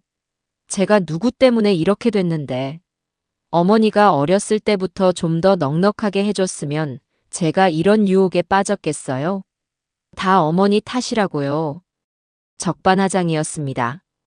모든 것을 제 탓으로 돌리는 아들의 목소리에 저는 마지막 남았던 일말의 동정심마저 완전히 사라지는 것을 느꼈어요. 그래. 다 내 탓이다. 너 같은 놈을 낳은 내 탓이고 너 같은 놈을 괴물로 키운 내 탓이지. 그러니 이제 내가 그 죗값을 치를 참이다. 무슨 죗값이요? 너를 내 손으로 직접 끝장내는 거. 그게 내가 치를 죗값이야. 그러니 민준아, 다시는 나한테 전화하지 마라. 그리고 잡히거든 곱게 잡혀. 그게 너한테 주는 내 마지막 모정이다. 저는 그대로 전화를 끊어버렸습니다. 휴대폰을 내려놓자 유진이가 눈물을 글썽이며 제게 말했어요. 어머니 괜찮으세요? 저는 아무 말 없이 유진이를 안아주었습니다. 괜찮을 리가 없었죠. 제 손으로 제 아들을 지옥으로 밀어넣고 있는데 어찌 괜찮을 수 있겠어요. 하지만 저는 울지 않았습니다. 지금 제가 흘려야 할 것은 눈물이 아니라 독한 결심이라는 것을 알고 있었기 때문입니다. 녹음기에는 아들의 추악한 본성이 고스란히 담겨 있었습니다. 이것은 우리의 가장 강력한 무기가 될 것이었어요. 유진이는 그날 이후로 눈에 띄게 달라졌습니다. 더 이상 두려움에 떨며 숨어만 있지 않았어요. 제 옆에서 덫을 손질하는 든든한 동료가 되어 주었죠. 우리는 민준이가 자백을 해야 할 장소를 물색했습니다. 제 가게는 너무 비좁고 다른 사람들의 눈에 띄기도 쉬웠어요. 어머니, 시장 상인의 사무실은 어때요? 거기는 아무나 들어올 수도 없고 박 여사님께 부탁드리면 쉽게 빌릴 수 있을 거예요. 유진이의 제안은 아주 훌륭했습니다. 상인의 사무실은 넓고 방음도 잘 되었습니다. 그리고 무엇보다 시장 상인회라는 상징적인 공간이 주는 무게감이 있었죠. 좋다. 그렇게 하자. 박 여사님께는 내가 말씀드려 놓을게. 그리고 우리는 증인을 섭외했습니다. 박 여사는 물론이고 평소 저와 가깝게 지내며 시장의 어른 역할을 하시는 몇몇 상인분들께 미리 귀띔을 해두었습니다. 제 아들놈이 큰 사고를 쳐서 그 문제를 해결하는 자리에 증인으로 좀 참석해 달라고요. 모두들 자기 일처럼 걱정하며 기꺼이 도와주겠다고 약속했습니다. 덫은 완성되었습니다. 이제는 쥐가 잡히기만을 기다리면 되었어요. 일주일을 약속한 날짜가 하루 앞으로 다가온 저녁, 백상철에게서 전화가 걸려왔습니다. 김 사장님, 약속한 물건 찾았습니다. 그의 차분한 목소리에 저는 모든 것이 제 계획대로 흘러가고 있음을 직감했습니다. 쥐가 드디어 덫을 향해 오고 있었습니다. 백상철의 전화를 받고 저는 곧바로 박 여사에게 연락했습니다. 내일 오전에 상인의 사무실을 쓸 수 있도록 준비해달라고요. 그리고 증인이 되어주기로 한 시장 어른들께도 모두 연락을 돌렸습니다. 드디어 결전의 날이 밝아온 겁니다. 유진이는 밤새 한숨도 못 잔 듯 창백한 얼굴로 제 곁을 지켰어요. 어머니 정말 괜찮을까요? 민준 씨가 순순히 어머니 뜻대로 해줄까요? 순순히 하든 억지로 하든 하게 만들어야지. 이제 와서 물러설 곳은 없어. 저는 유진이의 손에 어제 녹음했던 소형 녹음기를 쥐어주었습니다. 이 안에 모든 답이 있다. 만약 그 녀석이 끝까지 거짓말을 하려 들면 그때 이걸 모든 사람 앞에서 트는 거야. 그게 우리가 가진 마지막 패다. 유진이는 녹음기를 소중하게 감싸 쥐고 비장한 표정으로 고개를 끄덕였습니다. 약속한 시간은 오전 10시. 저와 유진이 그리고 박 여사와 시장 어른들은 미리 상인의 사무실에 모여 숨을 죽이고 기다렸습니다. 사무실 한쪽에는 박 여사의 아들이 몰래 설치해둔 작은 카메라가 모든 것을 기록하고 있었죠. 시간이 되자 사무실 문이 열리고 백상철이 먼저 모습을 드러냈습니다. 그의 뒤로는 마치 도살장에 끌려가는 소처럼 잔뜩 겁에 질린 민준이가 그의 부하들에게 붙들려 들어왔어요. 며칠 사이에 녀석의 얼굴은 반쪽이 되어 있었고 값비싼 옷은 구겨지고 더러워져 있었습니다. 그토록 중요하게 생각하던 체면이 완전히 짓밟힌 모습이었죠. 민준이는 사무실 안에 여러 명의 시장 어른들이 앉아 있는 것을 보고 당황한 기색이 역력했습니다. 그리고 저와 유진이를 발견하고는 배신감과 원망이 뒤섞인 눈으로 저를 쏘아보았어요. 어머니, 이게 다 무슨 일이에요? 왜 이분들이 다 여기 계세요? 저는 자리에서 일어나 아들 앞으로 다가갔습니다. 그리고는 녀석의 뺨을 힘껏 내리쳤어요. 짝 하는 날카로운 소리가 사무실 전체에 울려 퍼졌습니다. 이게 무슨 일이냐고? 내가 묻고 싶은 말이구나. 네 애미와 마누라를 사지로 몰아넣고 40년 내 인생이 담긴 재산을 도박판에 던져버린 놈이 이제 와서 이게 무슨 일이냐고 물어. 제 불호령에 민준이는 아무 대꾸도 하지 못하고 고개를 숙였습니다. 백상철은 약속대로 뒤로 물러나 마치 연극을 보는 관객처럼 팔짱을 끼고 서 있었어요. 백 사장한테 이야기는 다 들었겠지. 오늘 네가 여기서 해야 할 일이 뭔지. 저는 테이블 위에 미리 준비해둔 서류 몇 장을 펼쳐놓았습니다. 담보계약 무효 확인서, 그리고 다시는 제 재산에 손대지 않겠다는 각서였습니다. 여기, 이 서류들에 네 손으로 직접 이름 쓰고 도장 찍어. 네가 내 도장을 훔쳐서 이 모든 일을 꾸몄다고 내 입으로 똑똑히 자백하고. 그러면 이 모든 일을 없던 걸로 해주마. 제 말에 민준이가 고개를 들었습니다. 녀석의 눈에는 눈물이 그렁그렁 맺혀 있었어요. 어머니, 제가 정말 잘못했어요. 제가 귀신에 씌었었나 봐요. 한 번만 용서해 주세요. 다시는 안 그럴게요. 네. 녀석의 악어의 눈물이 또다시 시작되었습니다. 시장 어른들 앞에서 동정심을 유발해 이 상황을 모면해 보려는 속셈이었죠. 하지만 저는 이미 모든 것을 예상하고 있었습니다. 용서. 나는 너를 용서할 생각 없어. 이건 용서의 문제가 아니야. 잘못된 것을 바로잡는 과정일 뿐이지.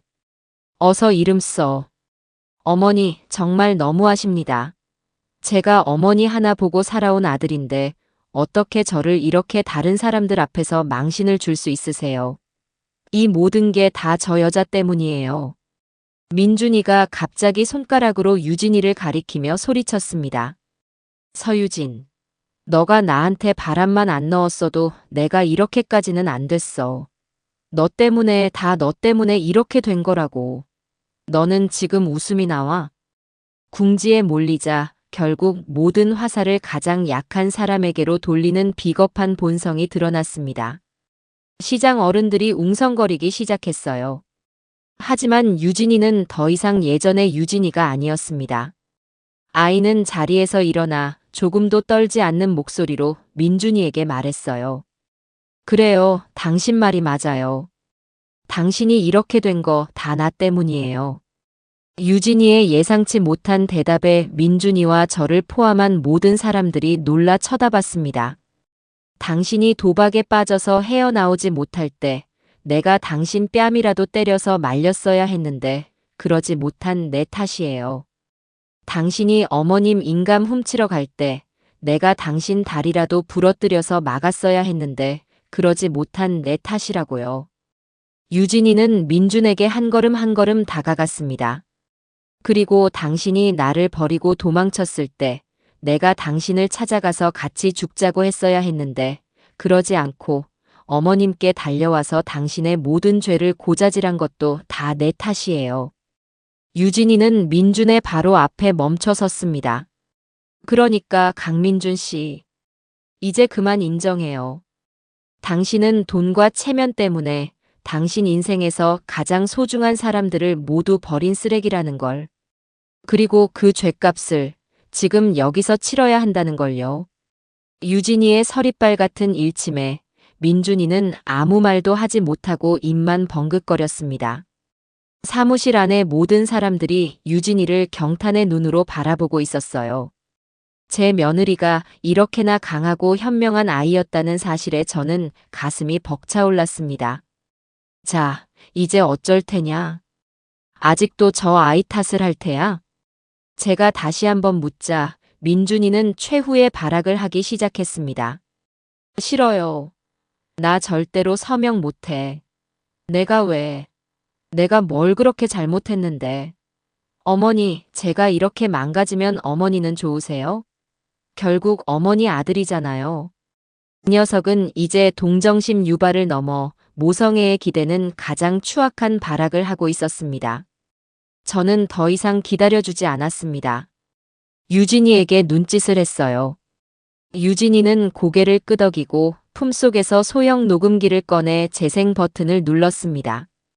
사무실 안에는 며칠 전 민준이가 제게 전화해서 했던 말이 그대로 울려 퍼지기 시작했습니다. 돈을 달라고 애원하던 목소리, 모든 것을 제 탓으로 돌리던 파렴치한 목소리, 가게와 집을 담보로 대출을 받으라고 소리치던 그 추악한 목소리가요.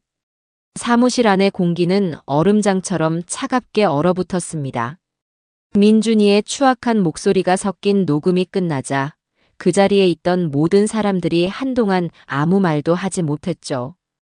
그저 경멸과 혐오가 뒤섞인 눈으로 방금 전까지 자신들의 동정심을 얻어보려 발악하던 한 남자를 쳐다볼 뿐이었습니다. 민준이는 이제 고개조차 들지 못했습니다. 온몸에 피가 다 빠져나간 사람처럼 잿빛이 된 얼굴로 바닥만 내려다보고 있었어요. 스스로 뱉은 말이 스스로의 목에 가장 날카로운 칼이 되어 꽂힌 순간이었습니다. 가장 먼저 침묵을 깬 것은 평생을 시장에서 쌀집을 운영해 오신 가장 연장자이신 최 씨 어르신이었습니다. 어르신은 헛기침을 한번 크게 하시더니 민준이를 향해 나직하지만 힘있는 목소리로 말했어요. 자네 고개 들게. 민준이는 움직이지 않았습니다. 아니, 움직일 수가 없었겠죠. 내 말이 안 들리나. 고개 들어보게나. 최 씨 어르신의 목소리가 조금 더 엄해지자 민준이는 마지못해 천천히 고개를 들었습니다. 그 녀석의 눈은 텅 비어 있었어요. 초점 없는 눈동자가 불안하게 흔들리고 있었습니다. 자네 어미가 김 사장이 이 시장 바닥에서 어떻게 살아왔는지 아는가? 자네 아비가 일찍 세상을 뜨고 저 여장부 혼자 자네를 키우기 위해 새벽 대바람부터 찬물에 손 담그고 밤늦게까지 뜨거운 불 앞에서 땀 흘리는 것을 우리 시장 사람들은 40년을 봐왔네. 자네 대학교 등록금 대려고 가게도 늘리지 못하고 그 흔한 해외여행 한번 못 가본 사람이야. 어르신의 말 한마디 한마디가 제 가슴을 후벼 팠습니다. 그랬었죠. 제 인생은 그랬습니다. 하지만 후회는 없었어요. 아들 하나만 잘 크면 그것으로 내 인생은 성공한 것이라고 믿어 의심치 않았으니까요. 그런 자네 어미의 인생을 통째로 도박판에 던져. 그래놓고 이제 와서 모든 게 어미 탓이라고. 짐승도 지를 낳아준 어미한테는 그러지 않는 법일세. 자네는 오늘 이 자리에서 사람으로서 가져야 할 최소한의 도리마저 내팽개친 거야. 최 씨 어르신의 말이 끝나자 옆에 있던 다른 상인들도 한마디씩 거들기 시작했습니다. 그러게 말이야. 아무리 세상이 흉흉해졌다지만 어떻게 어미한테 저런 소리를 할 수가 있어. 저런 놈은 아들 도뭣도 아니야. 김 사장, 저런 놈 때문에 더는 속 썩지 마슈. 없는 셈 치는 게 약이야.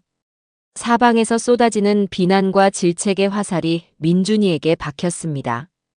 그토록 중요하게 생각하던 체면과 평판이 자기가 가장 잘 안다고 생각했던 시장 사람들 앞에서 산산조각 나는 순간이었죠. 그 녀석의 어깨가 파르르 떨리는 것이 보였습니다. 저는 조용히 아들 앞으로 다가갔습니다.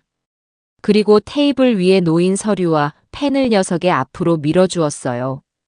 자, 이제 네가 할 일을 해야지. 민준이는 아무런 반응이 없었습니다. 저는 녀석의 귓가에 다른 사람들은 들리지 않을 만큼 작은 목소리로 속삭였습니다. 강민준, 너한테 주는 마지막 기회야. 여기서 네 손으로 깨끗하게 정리하면 나는 너를 사문서 위조로 고소하지 않을 생각이다. 하지만 끝까지 버티면 나도 어쩔 수 없어. 백 사장이 아니라 네 애미 손에 이끌려서 경찰서에 가게 될 거라고. 내 말이 무슨 뜻인지 알겠어? 제 마지막 경고는 효과가 있었습니다. 백상철에게 쫓기는 것과 어미에게 고소당하는 것의 무게는 완전히 달랐을 테니까요. 어미에게 고소당하는 아들. 그것은 사회적으로 완전한 사망 선고나 다름없었죠. 민준이는 한참을 망설이다가 결국 떨리는 손으로 펜을 집어들었습니다. 그 녀석은 한자 한자 마치 천근만근의 쇳덩이를 옮기는 것처럼 힘겹게 자신의 이름을 써내려갔습니다. 본인 강민주는 어머니 인감을 무단으로 도용하여 부동산 담보 계약을 위조하였음을 인정하며 해당 계약이 원천 무효임을 확인합니다. 그 문장을 쓰는 녀석의 눈에서 기어코 눈물 한 방울이 툭 하고 종이 위로 떨어졌습니다. 하지만 그 눈물에 동정심을 느끼는 사람은 이 방 안에 아무도 없었습니다. 이름을 다 쓴 민준이는 제가 내민 인주에 말없이 엄지손가락을 찍었습니다. 그리고는 각서와 확인서, 모든 서류에 자신의 지장을 남겼어요. 모든 것이 끝난 순간이었습니다. 그 녀석이 펜을 내려놓자마자 뒤에서 지켜보고 있던 백상철이 다가와 그 서류들을 집어들었습니다. 확실하게 처리됐군요. 어머님, 약속대로 이 계약은 오늘부로 완전히 없는 일이 됐습니다. 백상철은 서류들을 꼼꼼히 확인하고는 만족스러운 미소를 지었습니다. 그는 제게 다가와 작은 봉투 하나를 내밀었어요. 이건 원본 계약서입니다. 이제 어머님께 돌려드리는 게 맞겠지요. 저는 말없이 그 봉투를 받아들었습니다. 제 40년 인생을 앗아갈 뻔했던 흉물이 이제야 제자리로 돌아온 겁니다. 그리고 이 영상 원본도 약속대로 바로 폐기하도록 하겠습니다. 저희는 오늘 이후로 2번 다시 어머님과 며느님 앞에 나타나는 일은 없을 겁니다. 백상철은 박 여사의 아들이 설치해둔 카메라를 턱으로 가리키며 말했습니다. 그는 철저한 사업가였습니다. 자신이 받을 것을 확실히 받았으니 더 이상의 문제의 소지를 남기지 않겠다는 뜻이었죠. 김 사장님, 약속하신 건 알고 있소. 저는 미리 준비해둔 통장을 그에게 건넸습니다. 그 안에는 제가 가게와 집을 담보로 정식 대출을 받아 마련한 현금 3억 원이 들어있었어요. 빚은 빚이고 마무리는 깔끔하게 해야 한다고 생각했습니다. 제 아들이 저지른 짓의 대가를 남에게 전가하고 싶지는 않았어요. 백상철은 통장을 확인하고는 제게 깊이 허리를 숙였습니다. 김 사장님께 많이 배웠습니다. 앞으로 하시는 일 번창하시길 바랍니다. 그는 마지막 인사를 남기고 부하들에게 눈짓을 했습니다. 부하들은 넋이 나간 채 주저앉아 있는 민준이의 양팔을 거칠게 붙잡아 일으켰어요. 자, 강민준 씨. 우리도 이제 갈 시간이 됐지. 당신 어머니 덕분에 당신 목숨은 건진 줄 알아. 민준이는 끌려나가면서도 마지막까지 제게서 눈을 떼지 못했습니다. 그 눈에는 원망과 애원, 그리고 아주 희미한 후회의 빛이 뒤섞여 있었어요. 하지만 저는 더 이상 아들의 눈을 마주보지 않았습니다. 우리는 이제 끝났으니까요. 백상철과 민준이가 사라지고 사무실에는 다시 침묵이 흘렀습니다. 길고 길었던 심판의 시간이 끝난 겁니다. 최 씨 어르신이 제게 다가와 제 손을 따뜻하게 잡아주셨어요. 김 사장, 고생 많았네. 정말 장한 일을 해냈어. 고맙습니다, 어르신. 다 여러분들이 도와주신 덕분입니다. 아니야. 이건 자네 혼자 힘으로 이겨낸 싸움이야. 이제 다 잊고 착한 며느리랑 행복하게 살 일만 남았어. 알았지? 다른 상인들도 모두 제게 다가와 위로와 격려의 말을 건넸습니다. 저는 그분들께 몇 번이고 고개를 숙여 감사 인사를 드렸어요. 그분들이 아니었다면 오늘 이 자리는 없었을 테니까요. 모든 사람들이 떠나고 사무실에는 저와 유진이, 그리고 박 여사, 이렇게 셋만 남았습니다. 박 여사는 제 어깨를 말없이 두드려 주었고 유진이는 제 곁으로 다가와 제 손을 조용히 잡았어요. 아이의 손은 이제 더 이상 떨리지 않았습니다. 어머니 정말 다 끝난 거죠? 그래. 다 끝났다. 저는 유진이의 손을 마주 잡았습니다. 창밖은 어느새 환한 대낮이었습니다. 지옥같이 길었던 며칠이 마치 거짓말처럼 지나가 버렸어요. 저는 품속에서 백상철에게 돌려받은 원본 계약서를 꺼냈습니다. 그리고는 라이터를 꺼내 불을 붙였어요. 어머니. 유진이가 놀라 저를 말렸지만 저는 묵묵히 계약서가 타들어가는 것을 지켜보았습니다.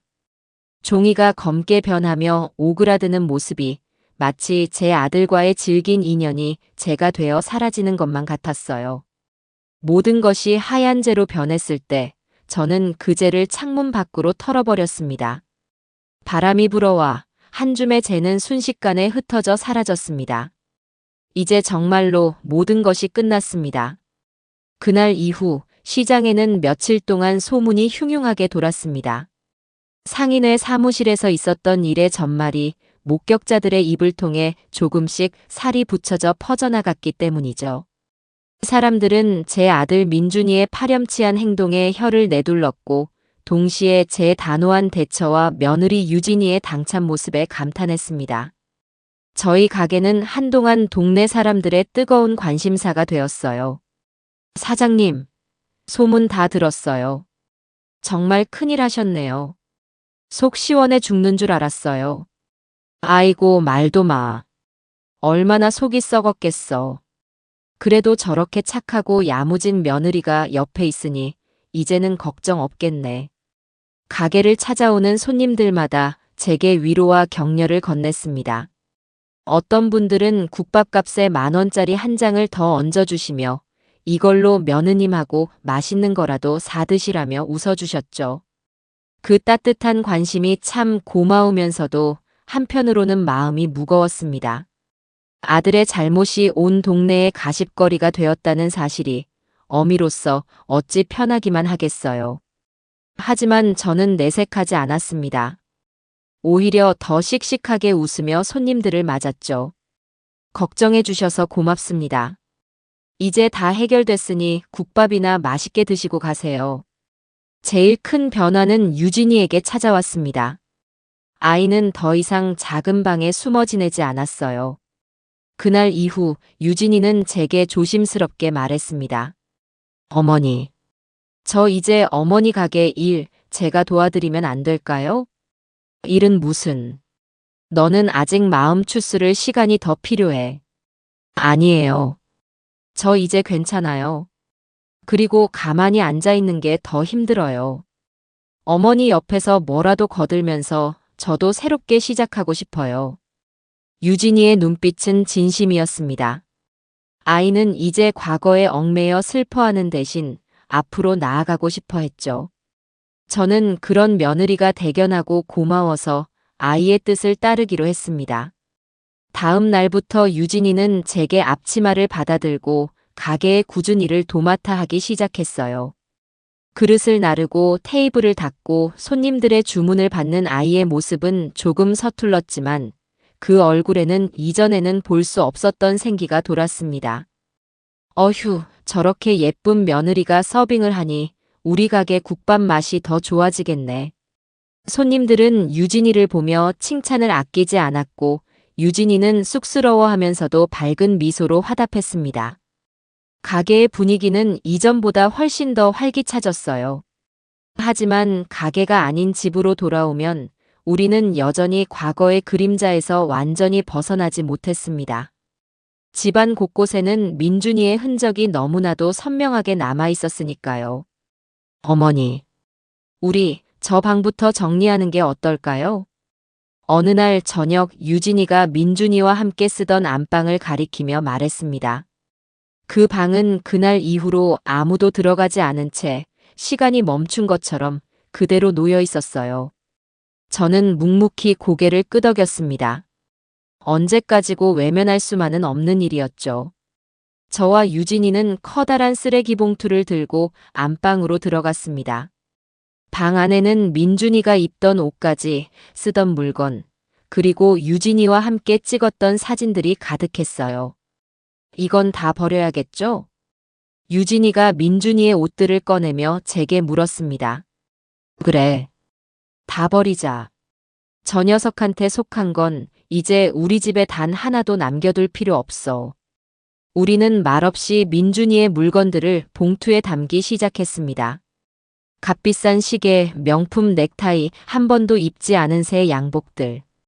모두 녀석의 허영심을 채워주던 것들이었죠. 물건을 버리는 것은 그리 어렵지 않았습니다. 하지만 추억이 담긴 물건들을 마주했을 때 우리의 손은 잠시 멈칫할 수밖에 없었어요.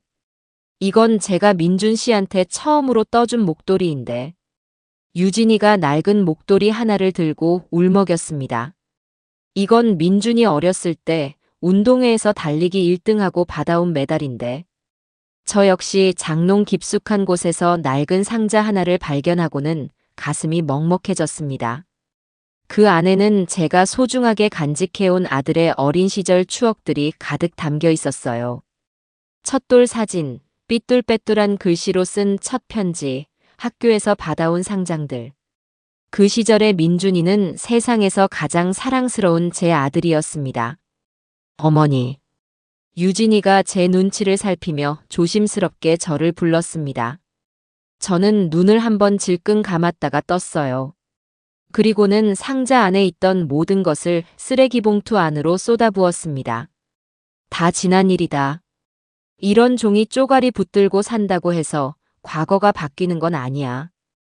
우리한테 중요한 건 이제부터 어떻게 살아갈 것인가 하는 문제지. 제 단호한 모습에 유진이도 결심한 듯 손에 들고 있던 목도리를 봉투 안에 던져 넣었습니다. 우리는 그날 밤 민준이라는 남자가 우리 인생에 존재했다는 모든 증거를 깨끗하게 지워버렸습니다. 다음 날 아침, 저는 사람을 불러 집과 가게의 자물쇠를 모두 새 것으로 교체했어요. 과거와의 완전한 작별이었습니다.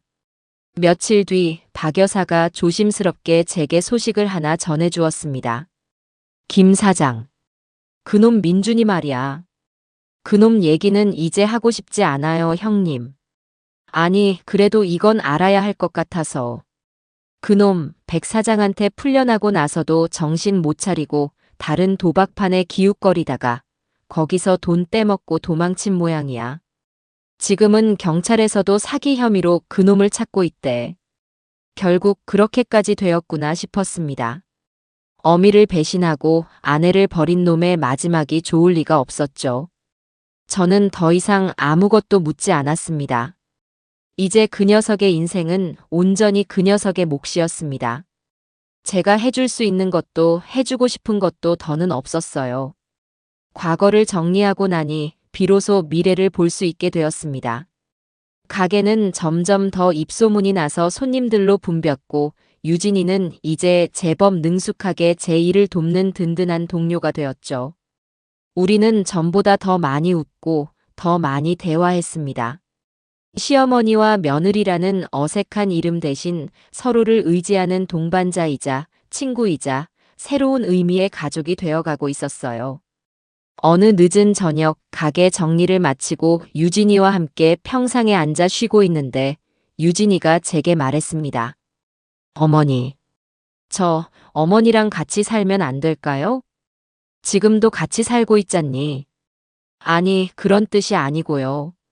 저 이제 정말 어머니 딸이 되어서 평생 어머니 곁에서 함께하고 싶다는 뜻이에요. 유진이의 진심 어린 고백에 저는 아무 말 없이 아이의 손을 잡아주었습니다. 잃어버린 아들 대신 제게는 너무나도 소중한 딸이 하나 생긴 겁니다. 텅 비어버린 줄 알았던 제 가슴이 다시 따뜻한 온기로 채워지는 것을 느낄 수 있었습니다. 유진이의 고백 이후 우리 사이에는 아주 작은 변화들이 생기기 시작했습니다. 이전까지 유진이가 저를 어머니라고 부르면서도 어딘가 조심스러워하는 기색이 있었다면 이제는 정말 친딸처럼 제게 어리광도 부리고 스스럼 없이 속마음을 털어놓게 되었죠. 어머니, 오늘 반찬은 너무 짜요. 제가 내일은 더 맛있게 해드릴게요. 어머니, 허리 아프신데 무거운 건 제가 들게요. 저리 비켜 서 계세요. 아이의 살가운 잔소리가 저는 싫지 않았습니다. 오히려 텅 비었던 집과 가게가 사람 사는 온기로 채워지는 것 같아 마음이 푸근했죠. 저 역시 유진이를 며느리가 아닌 딸처럼 대하기 시작했습니다. 아가, 너는 피부가 하얘서 이런 화사한 색이 잘 어울린다. 시장 나온 김에 엄마가 옷 한 벌 사줄게. 아가, 저녁에는 가게 일 일찍 마치고 우리 영화나 보러 갈까? 요즘 재미있는 게 많이 나왔다던데. 우리는 마치 오랫동안 떨어져 지내다 다시 만난 모녀처럼 그동안 함께하지 못했던 소소한 일상들을 하나씩 채워나갔습니다. 함께 장을 보고 음식을 하고 텔레비전을 보며 웃고 떠드는 모든 순간이 제게는 선물처럼 소중했어요. 아들을 잃은 슬픔의 자리에 새로운 행복이 새싹처럼 돋아나고 있었습니다. 가게 일에도 새로운 활력이 생겼습니다. 유진이는 젊은 감각으로 여러 가지 아이디어를 제안했어요.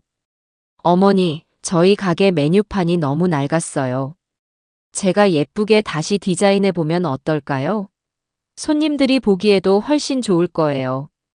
그리고요, 요즘 젊은 사람들은 매운 걸 좋아하니까 얼큰한 국밥 메뉴를 하나 새로 추가해보는 건 어때요? 제가 한번 맛있게 개발해 볼게요.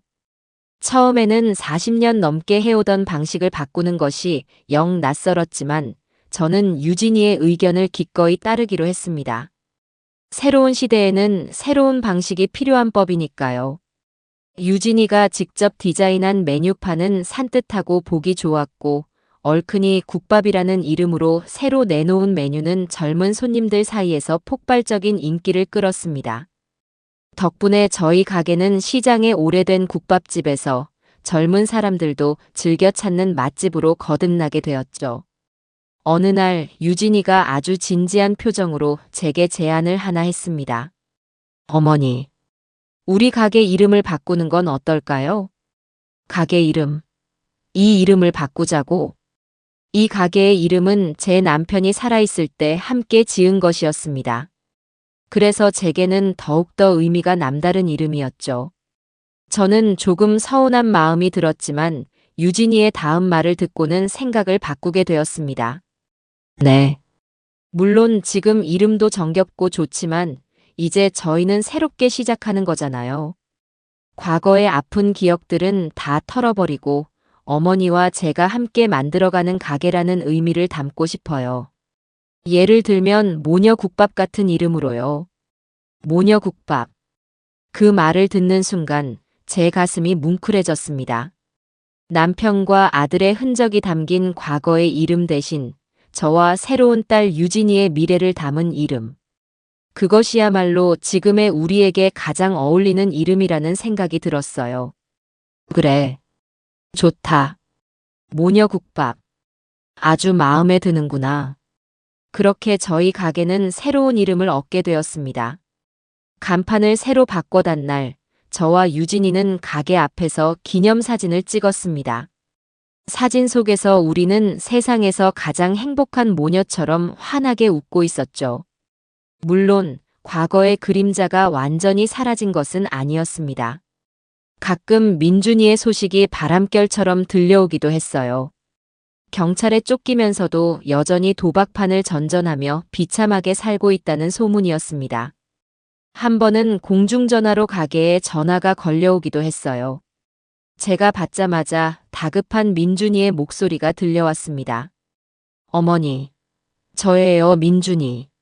저는 아무 말 없이 그대로 수화기를 내려놓았습니다. 유진이가 놀라서 저를 쳐다봤지만 저는 묵묵히 고개를 저었어요. 잘못 걸려온 전화다. 그것이 제가 아들에게 해줄 수 있는, 아니, 해줘야만 하는 마지막 행동이었습니다. 더 이상의 동정도 연민도 없었어요. 그 녀석의 인생에 제가 더는 개입해서는 안 된다는 것을 저는 잘 알고 있었습니다. 시간이 흘러 계절이 두 번쯤 바뀌었습니다.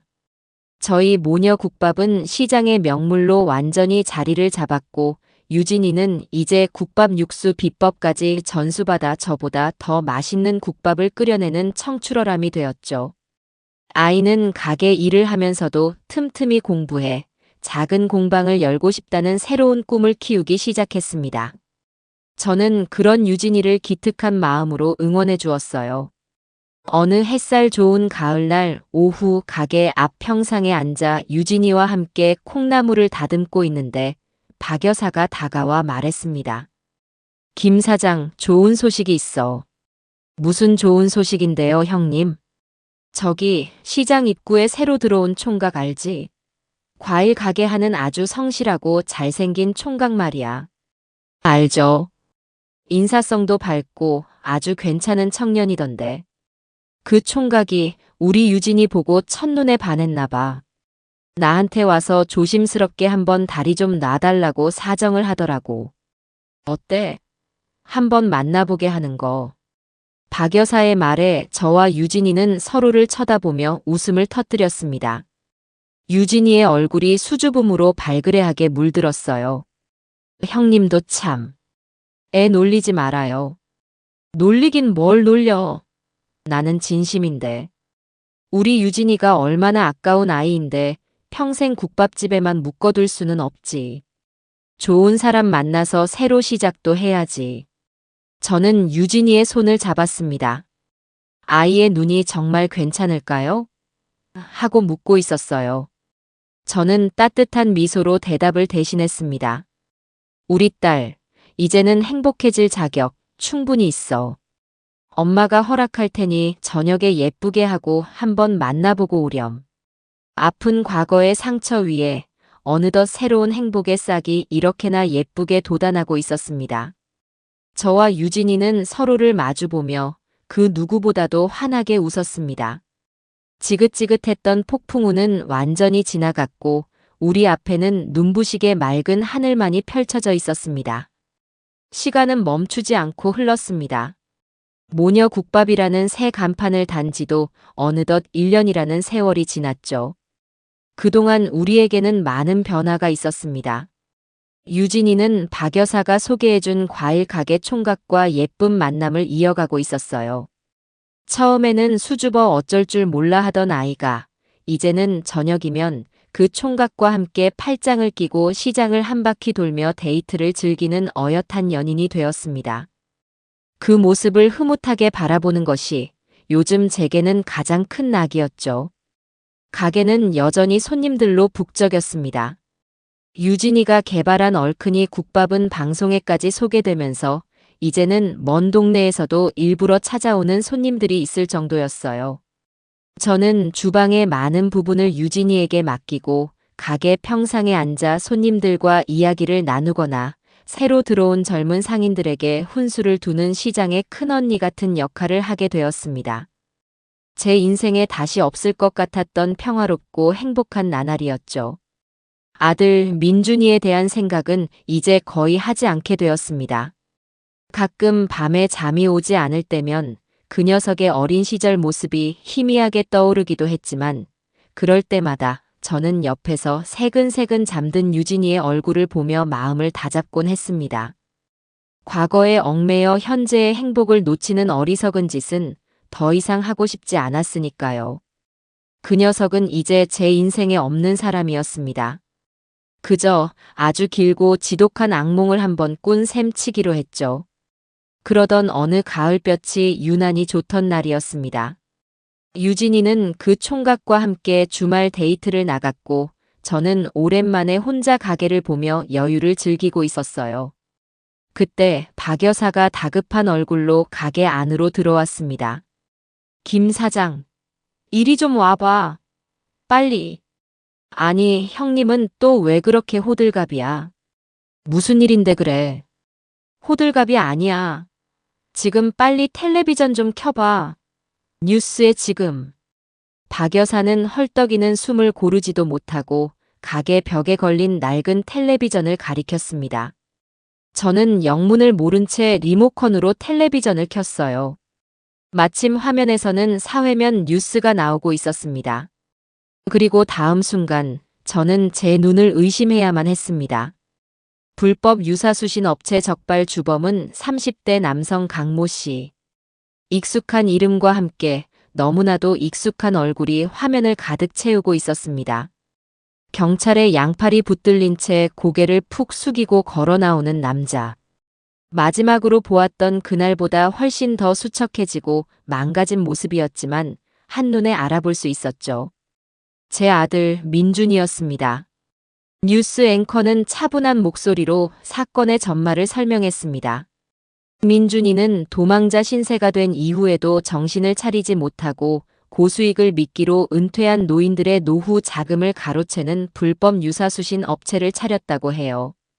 처음에는 소액으로 이자를 지급하며 신뢰를 쌓은 뒤 마지막에 큰돈을 한꺼번에 받아 그대로 잠적하는 전형적인 수법이었습니다. 피해액은 수십억 원에 달했고 평생 모은 돈을 모두 잃은 피해자 중에는 극단적인 선택을 한 분도 계시다는 끔찍한 소식도 이어졌습니다. 저런 천하의 못된 놈을 봤나. 지 애미 돈으로도 모자라서 이제는 힘없는 늙은이들 눈에 피눈물을 내게 해. 박 여사는 제 옆에서 주먹을 부르르 떨며 분통을 터뜨렸습니다. 하지만 저는 아무 말도 할 수 없었어요. 그저 멍하니 화면만 바라볼 뿐이었습니다. 녀석의 마지막이 결국 이런 모습이구나. 스스로 파멸의 길을 선택했구나. 제 예상을 조금도 벗어나지 않은 결말에 오히려 마음 한구석이 서늘하게 가라앉는 기분이었습니다. 슬픔도 분노도 아니었어요. 그저 지독한 허무함이었습니다.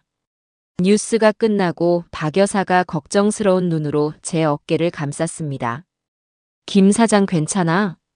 저는 말없이 고개를 끄덕였습니다. 박 여사는 한참 동안 아무 말 없이 제 등을 토닥여주다가 조용히 가게를 나섰습니다. 혼자만의 시간이 필요할 거라는 배려였죠. 가게 안에 홀로 남겨진 저는 의자에 깊숙이 몸을 묻었습니다. 어머니, 제가 누구 때문에 이렇게 됐는데. 다 어머니 탓이라고요. 그날 상인의 사무실에서 아들이 제게 내뱉었던 마지막 말이 귓가에 맴돌았습니다. 정말 내 탓이었을까요? 내가 좀 더 잘했더라면 저 아이가 저런 괴물이 되지 않았을까요? 수만 가지 생각이 머릿속을 스쳐 지나갔습니다. 하지만 저는 이내 고개를 저었습니다. 아니야. 나는 내 아들을 지키려 하지 않았던 것이 아니다. 나는 내 자신을, 그리고 내 곁에 남은 소중한 사람을 지키려 했던 것이다. 그 선택에 나는 후회하지 않는다. 그날 저녁 데이트를 마치고 돌아온 유진이는 제 표정을 보고 모든 것을 눈치챈 듯 했습니다. 아이는 아무것도 묻지 않고 제 옆에 조용히 앉아주었어요. 어머니, 오늘 저녁은 제가 맛있는 거 해드릴게요. 어머니 좋아하시는 따뜻한 두부전골 어때요? 그래, 그러자꾸나. 그날 밤 우리는 마주 앉아 묵묵히 저녁을 먹었습니다. 민준이에 대한 이야기는 단 한마디도 꺼내지 않았어요. 그럴 필요가 없었죠. 우리는 이미 모든 것을 함께 겪어냈고 서로의 마음을 누구보다 잘 알고 있었으니까요. 식사를 마치고 유진이가 조심스럽게 제게 물었습니다. 어머니 마음 괜찮으세요? 저는 유진이를 바라보며 희미하게 미소 지었습니다. 그럼 괜찮고 말고. 저는 자리에서 일어나 창문을 열었습니다. 시원한 가을바람이 가게 안으로 불어들어와 무겁게 가라앉아 있던 공기를 씻어주는 것 같았어요. 아가, 이제야 정말로 바람이 멎은 것 같구나. 오랫동안 제 인생을 흔들던 지독한 폭풍우가 드디어 완전히 끝났음을 실감했습니다. 제 아들은 이제 법의 심판을 받고 세상과 오랫동안 격리되어 자신의 죗값을 치르게 될 겁니다. 그 안에서 반성을 하든 여전히 남을 원망하든 그것은 이제 온전히 그의 몫이겠죠. 나는 이제 더 이상 그의 인생에 관여하지 않을 겁니다. 다음 날 아침 모녀 국밥의 하루는 여느 때와 같이 활기차게 시작되었습니다. 저는 뜨거운 김이 피어오르는 솥 앞에서 육수를 젓고 유진이는 밝은 목소리로 손님들을 맞았습니다. 제 인생의 가장 큰 폭풍우는 제게서 아들을 앗아갔지만 대신 세상에서 가장 소중한 딸을 남겨주었습니다. 슬픔의 대가로 얻은 행복이기에 저는 이 온기를 더욱더 소중히 여기며 살아갈 생각입니다. 가게 문을 열고 들어서는 과일 가게 총각을 보며 유진이가 수줍으면서도 환하게 웃었습니다. 그 모습을 바라보는 제 입가에도 저절로 미소가 번졌어요. 그래요. 인생은 그렇게 슬픔과 행복을 되풀이하며 앞으로 나아가는 것이겠지요. 그리고 지금 제 곁에는 이 행복을 함께 나눌 너무나도 좋은 사람들이 있습니다. 그것만으로도 제 남은 인생은 충분히 따뜻하고 의미 있을 겁니다. 저는 더 이상 과거를 돌아보지 않을 생각입니다.